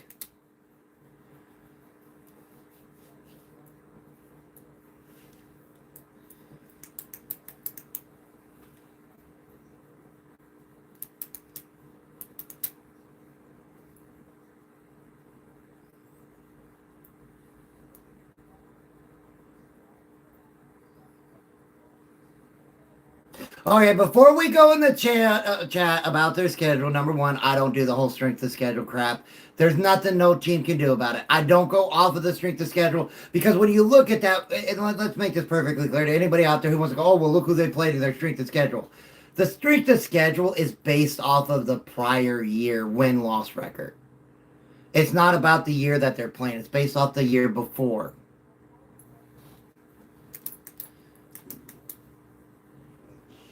You got the Jets and the Dolphins. No, yeah, but you got the Jets and the Dolphins. The Jets and the. I mean, let's look at the Eagles real quick, right? You got the Commanders, who were the oldest team in the NFL. You had the Cowboys, who we all know it's everybody's like, oh, we are the Cleveland Browns. We should go, oh, we are the Dallas Cowboys. And then you had the New York Giants, right? And I love Jackson Dart, I do, but I think they put him in way too late, and we'll have to wait and see what Harbaugh does. But when you look at let's look at the NFC West real quick. We all can agree that is a gauntlet of a division outside Arizona, unfortunately, because my wife is a diehard Arizona Cardinals fan. So, of course, I want her team to do better. Of course, I want her team to get better. But when you look at that division with the Rams, the 49ers, and the Seahawks, that is a dominant division. When you look at the AFC West, you got the Chargers, you got the Chiefs, and you got the Broncos. The Raiders, they're on a downturn. They are. So when you look at these divisions, right, when you look at these divisions and everything, I mean, the AFC North isn't what it used to be, unfortunately, but the NFC North is getting better. I mean, we could discredit Minnesota for right now, but the Packers are still good. The Lions are still good when, they decide to call the right plays. And the Bears are coming up. The South is lost, right? The NFC South is lost. It just is. Until they start getting some better play in there, I don't know what's going to happen. The AFC South is coming up on the rise, right? Outside of Tennessee, the South was doing good until Indiana Jones got hurt. So,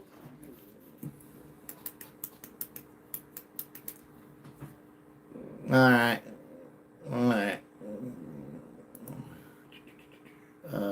Block. I blocked it. Thank you. Appreciate that. Yeah, I don't do NBA.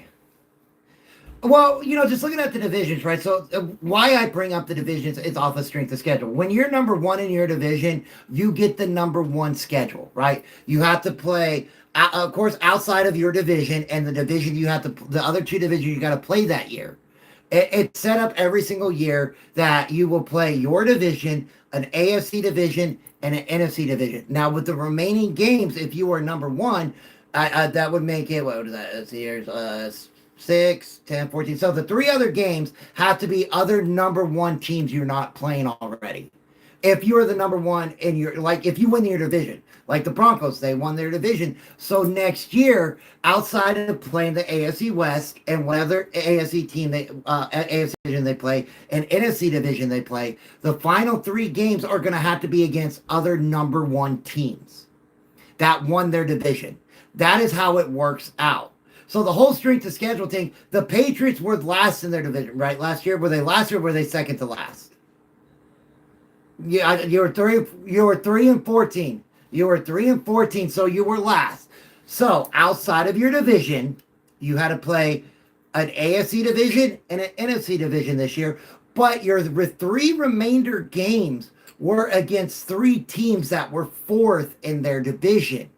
So that's how the strength of schedule comes out. That's why I don't like people going, well, the Patriots didn't play anybody. Just because these teams last year did bad doesn't mean this year they're going to do bad. When we go into the right, everything changes. So when we go into it, we go, oh, their strength of schedule was so horrible.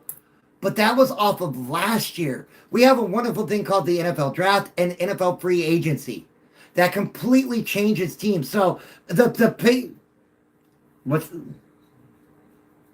something like that, yeah. And you got to think also, The Patriots went out and spent, what was it, 130, $145 million in free agency this year. So this Patriots team is not the Patriots team of last year.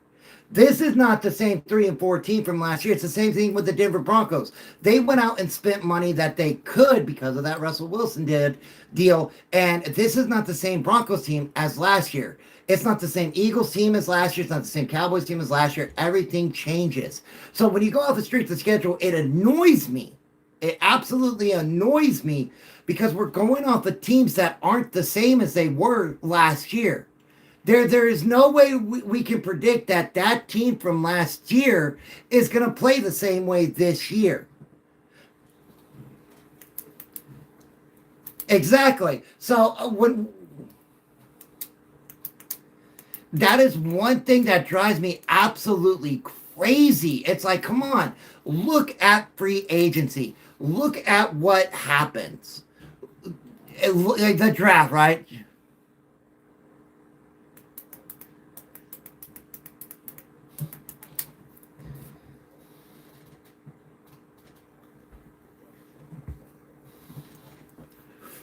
I have 2017 either way. I have 2017 either way.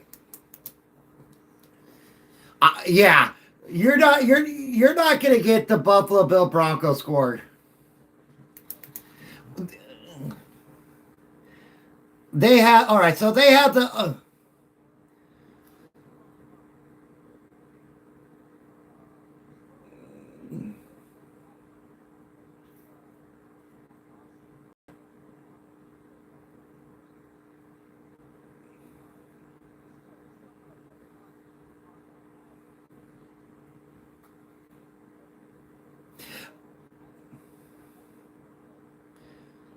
all right. Well, look, this is where I go. Hold on. This is where I go. All right.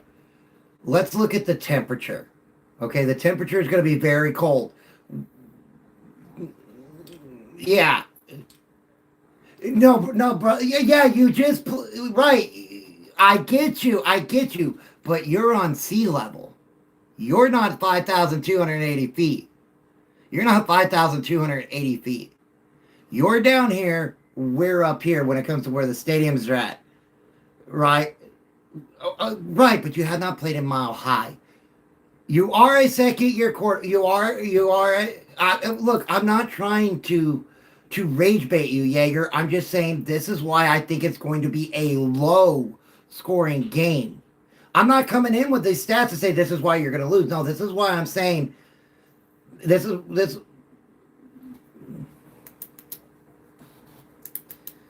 And on top of that, look, the weather, right? Okay, but I'm not saying what the stats that I'm giving right now are not why this team is going, why Patriots are going to win or why the Broncos are going to win. The stats that I'm giving right now are why I think it's going to be a low scoring game. I think it could be 17-14, 20-17.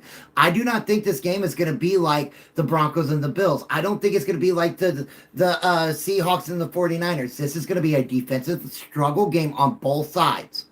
Drake May is going to have to deal with that crowd. The Broncos are going to have to deal with a backup quarterback. You're going to have to deal with the cold. Your team is going to have to deal with the elevation. It takes 24 to 48 hours to kind of get your body to acclimate to that elevation. You guys are flying in on a Saturday, which is understandable because of the storm coming in. So the reason why they can't is because of how the NFL rules are set up when it comes to practices. Playing on a Sunday, because of the CBA, moves everything forward. Because of how the CBA is set up. Right. It's because of how the CBA is set up. You can thank every single player in the NFL for it. You could thank every single player in the NFL for our wonderful CBA because they're the ones that all agreed to it. So because they played on a Sunday, because they played on a Sunday afternoon, it moves everything back. It moves where they have to have this day off, when they can practice, how they can practice, when they need more time off, when they can practice again, and then when they can travel. That is why I'll tell you that I read the CBA. It is a piece of paper that you look at this and go, and y'all expect to play professional football with these conditions? It is so ridiculous to see. If you were to ever read the CBA, which I did, I do not recommend you doing it, because again, imagine reading a book, right? Imagine reading a book and you get halfway through and it tells you to go to the end, and when you get there, you start reading it, then it tells you to go back to the beginning, and when you read 2 sentences, it tells you to go back to the middle. That is the CBA. When you start the CBA, it'll tell you rules, and it'll say, well, you have to go to this page, which is the end, to get that rule. And when you get to that rule, it'll have underneath of it, well, you got to go back to the beginning to get the rule that goes with this. I'm like, who the hell came up with this shit? I'm like, this is why I don't like lawyers. It is so hard to understand. And when it comes to rules with practices, especially even in the playoffs, you would think they would be more lax in the playoffs for practices. They're actually more strict.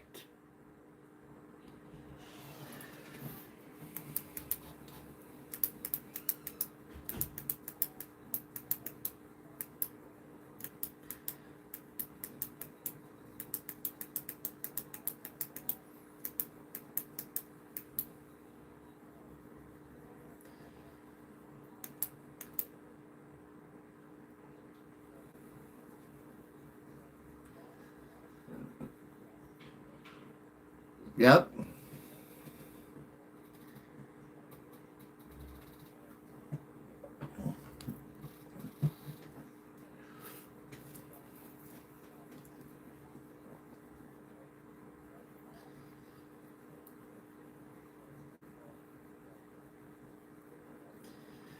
Yep.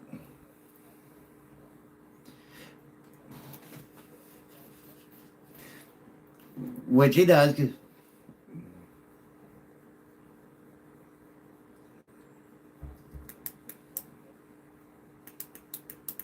And as we have seen this postseason, well, as we've seen this postseason, if it isn't an egregious penalty, they're not calling it.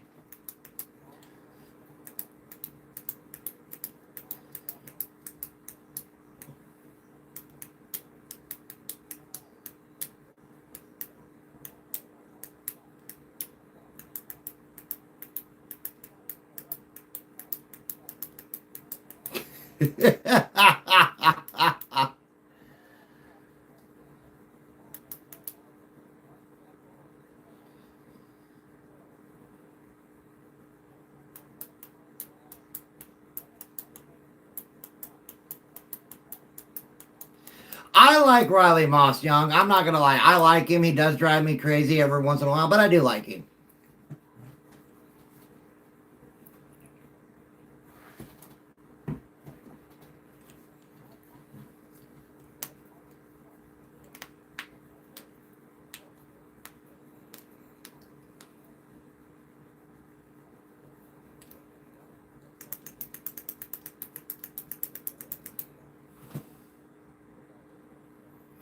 Yeah, a lot of the Riley Moss penalties are tough, and a lot of them are not penalties, right? Again, there's been so many calls, so many pass interference calls in the NFL this year. It doesn't matter on which corner. We've seen it.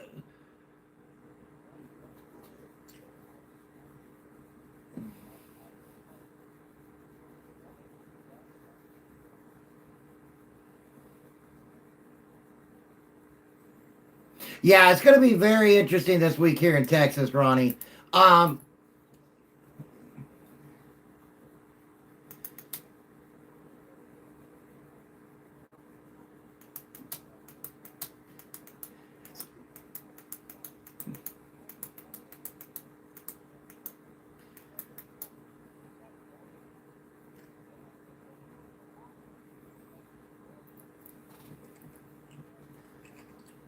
Yep. McMillan is a great player. So is Locke. So is Sertan.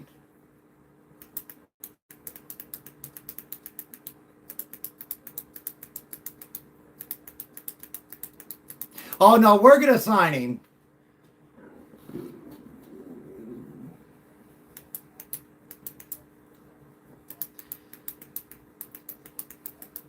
Right, what they want. It all depends on what the player wants.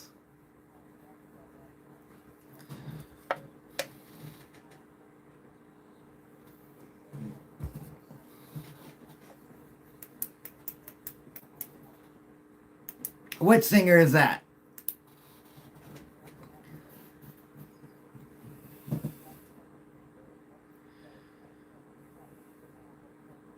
I'm okay with it, Boston.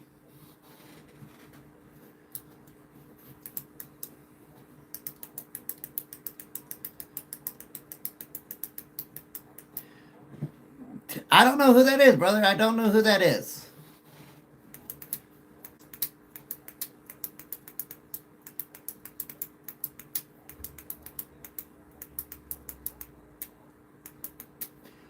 I would actually be more worried about your offense than your defense. And if you'll let me explain why, it has nothing to do with the players. Has absolutely nothing to do with the players. It has to deal with the environment. On defense, that crowd's going to be quiet, right? Plain simple country, that crowd's going to be quiet. But on defense, that crowd's going to be at a decimal rate of about 128. So when you're on offense, when the Patriots are on offense, and that crowd level's at a decimal about 128, you're now going to have to do silent count, which allows the rushers to know when you're snapping the ball. You commit more false start penalties. And I'm not saying you as a team, I'm just saying as an offense will commit more false start penalties. You're even late coming off of the snap because you don't know the snap. And to try to audible out, your quarterback is not going to be able to. So that is the joys of having home field advantage. The same thing happened to CJ Stroud in Foxborough during that game. The same thing happened to Matthew Stafford in Chicago versus the Bears in that game. So that's just...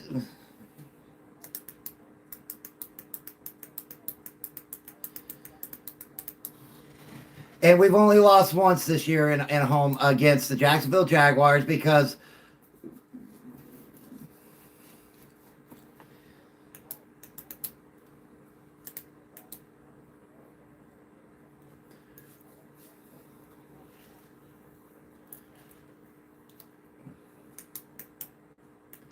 Well, it does. Well, no. Well, I get that. I get that, but no.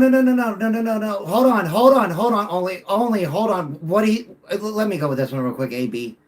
The reason why it does matter, okay, is because that does get into players' heads. Unfortunately, no matter how much we don't want to say it does, they do hear it. The coaches do say it, right? You're going into a house that you've lost 0-4 to. That is going to be a rally cry, right? Oh, you're going into a place where you're 0-4 in the playoffs. But now you've got that in the back of your head as a player, man. We have not won here in the playoffs. It doesn't mean that we weren't on their team. And so have we, my brother.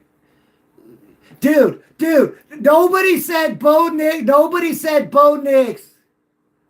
Nobody, hey, hold on. Nobody said that Bo Nix was a good quarterback until he broke his ankle. No, all year long, nobody said Bo Nix was a good quarterback until he broke his ankle.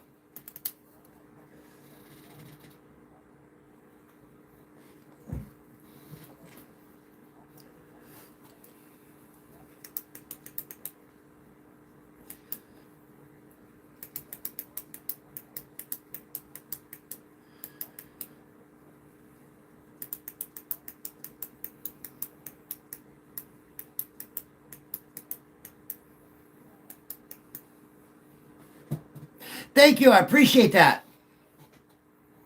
Here, I'll give you a little bit more view of what I got.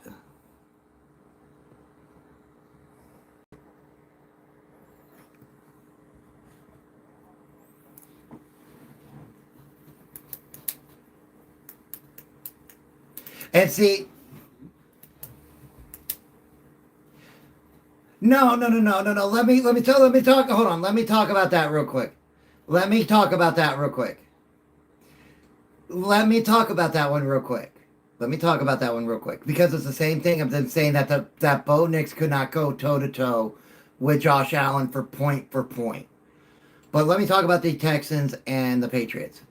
Historically, when you have a number one defense, your offense and I said this going into the game, and everybody that's been on this channel, like Bryce and Blake and David and Chris, heard me say this last week. CJ Stroud going into that game against the Patriots had to have the mindset of, I do not have to win this game. I just can't lose it. Well, they had the number one defense, right? They had the best defense in the NFL. So CJ Stroud did not have to go into this game thinking that he had to be Superman, but he did. That pick six, I saw it coming a mile away. As soon as that ball was snapped and that receiver fell behind the left tackle, I looked at my wife and I'm like, don't throw it, don't throw it, don't throw it, don't throw it, don't throw it. He's going to throw it. And it was an interception return for a touchdown. And she's like, how did you know? I was like, because his outlet route was right there laying on the ground. And instead of eating the ball for a sack, he tried to play hero ball. He tried to play hero ball. And that is the mindset you don't want to be.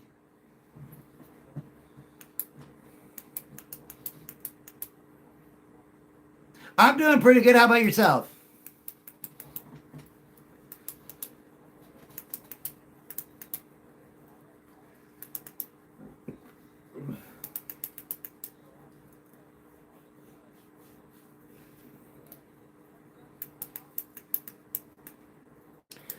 Uh, 28, 27, 28.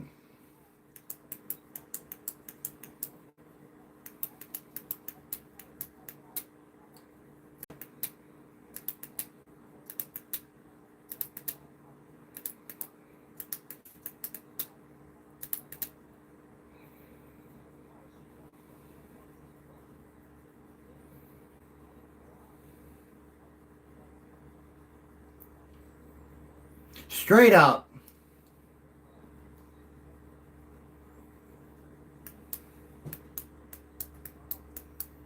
I know it does hurt.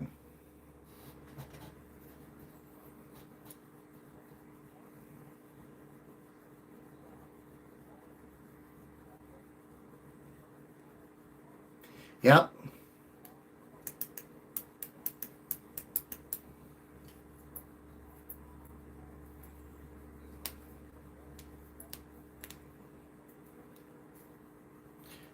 They rewarded him with a 2-year, $10 million contract.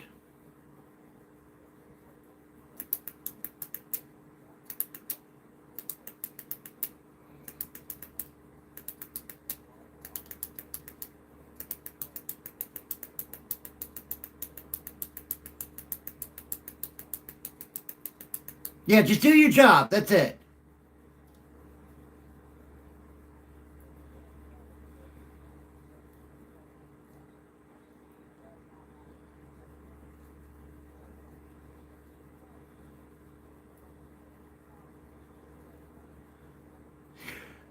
I love Cooks. Yeah, he's good.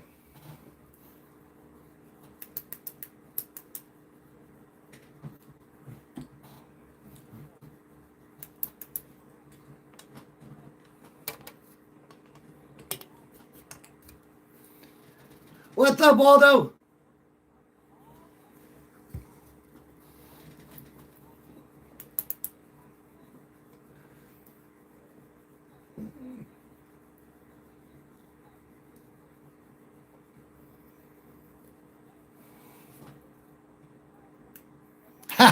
Thank you, PC. I am eventually going to be redoing my room because I'm going to put a whiteboard right there on that wall. Waldo, hold on, guys. Let me address Waldo real quick. The only way Matthew Stafford retires, and this is my opinion because, okay, I love Statty. He's got to win the Super Bowl. Hold on. The only way that scenario were to ever work, they got to win the Super Bowl this year. Matthew Stafford's got to win the Super Bowl this year, retire, and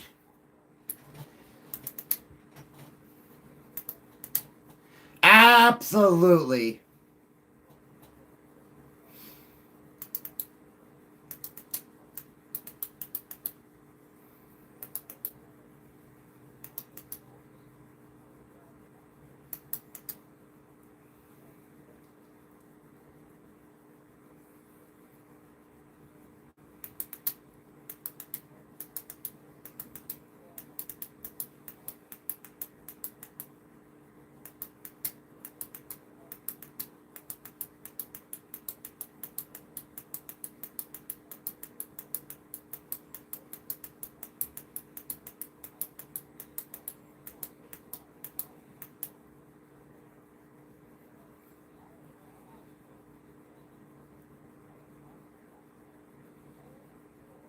Yeah, the Bills look absolutely horrible in the front offense.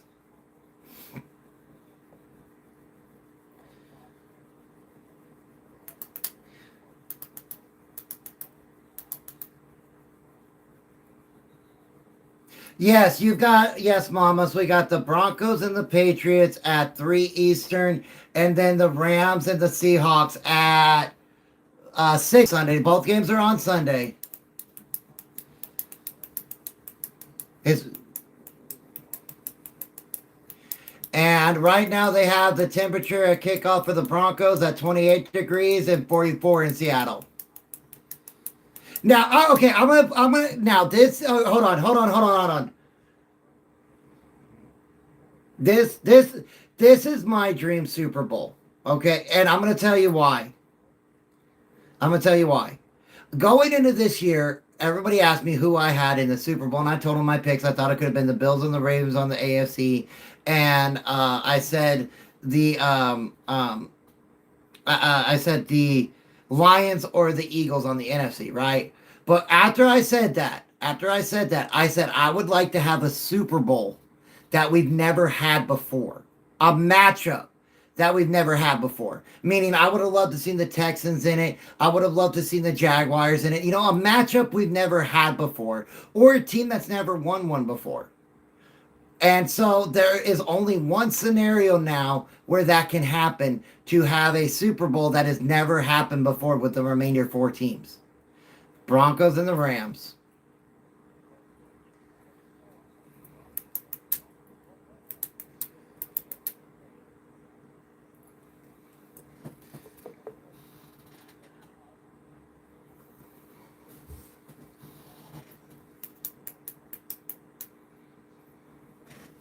Yep.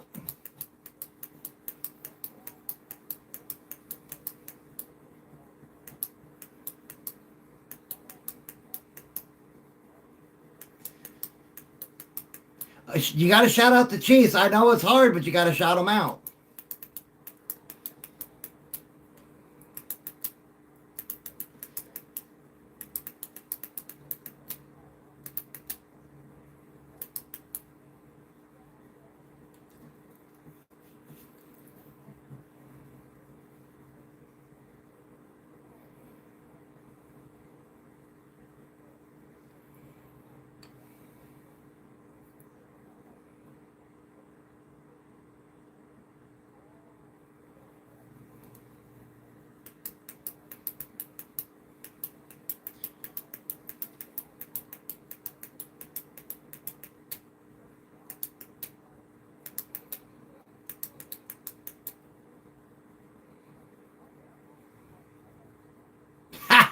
Waldo.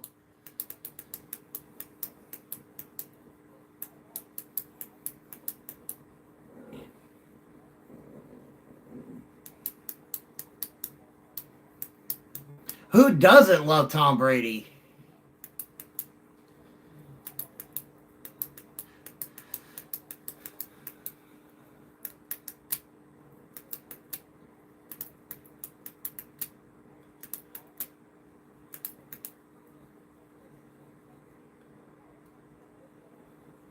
Exactly.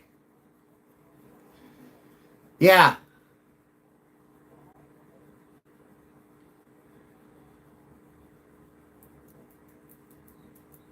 I will be very pissed off because that is one thing that is annoying me. I was so happy in that game against the Bills because I talked about that all week. I'm literally watching that play clock, man, going, wow. They're actually allowing Bo Nix to get to the. They're actually allowing Bo Nix to get to the line of scrimmage with 17 seconds on the play clock. What is going on?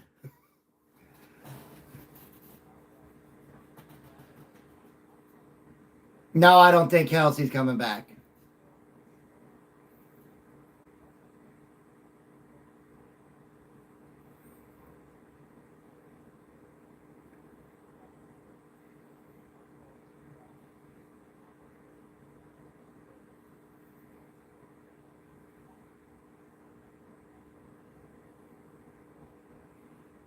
That sounds about right, Ronnie.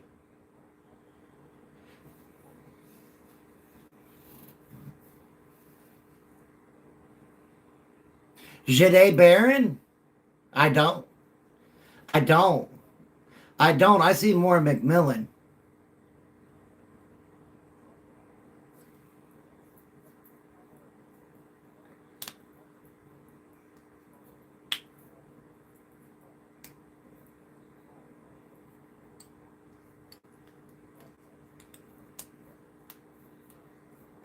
Yes.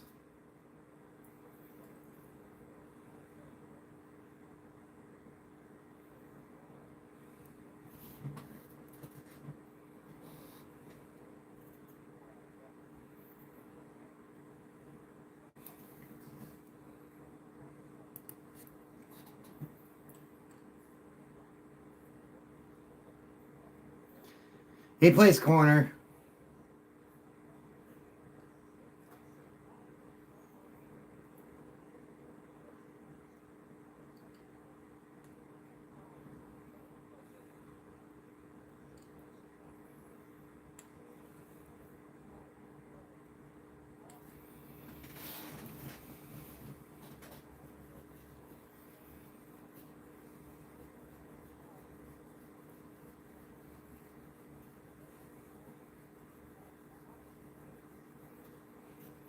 Keith Abrams trains.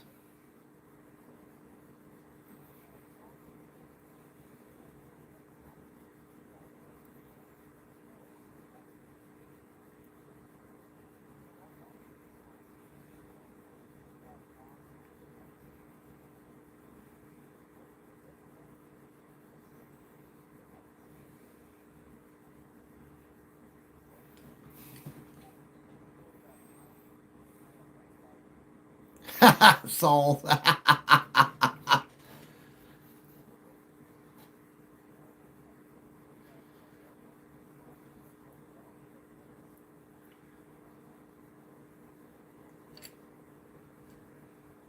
Exactly.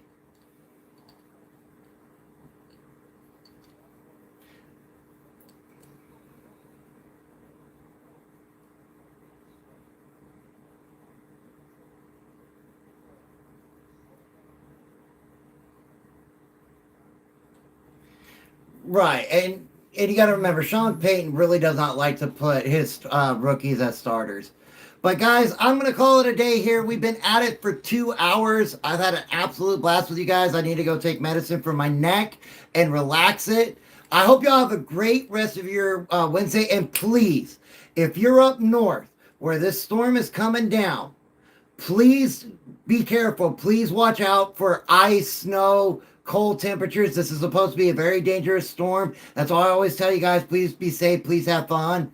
This is a bad storm that is moving down starting, I think, tomorrow into Friday. So I will be back here tomorrow at 11 a.m. Eastern.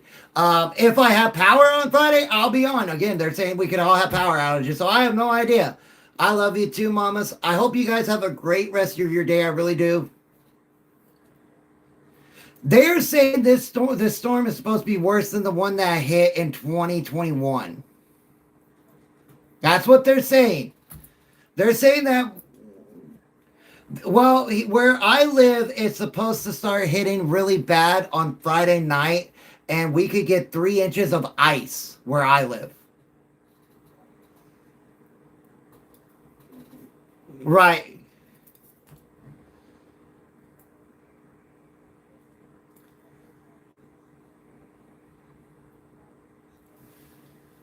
Yeah, because of how slow the storm is moving. All right. I hope you. I live in East Texas, Madden. It's supposed to be 28 degrees. So that could all change. But I hope y'all have a great rest of your day. I hope you, and again, if you're not following me and you like this page, please hit that follow button. I would greatly appreciate it. That's all I ask. It helps this channel to grow, to get more football fans in here, and we can have a lot more fun. So I hope you guys have a great rest of your Wednesday. Please be safe. Please be prepared for this storm. And know that I love you and my family loves you. And I'll catch you all on the next one. Peace.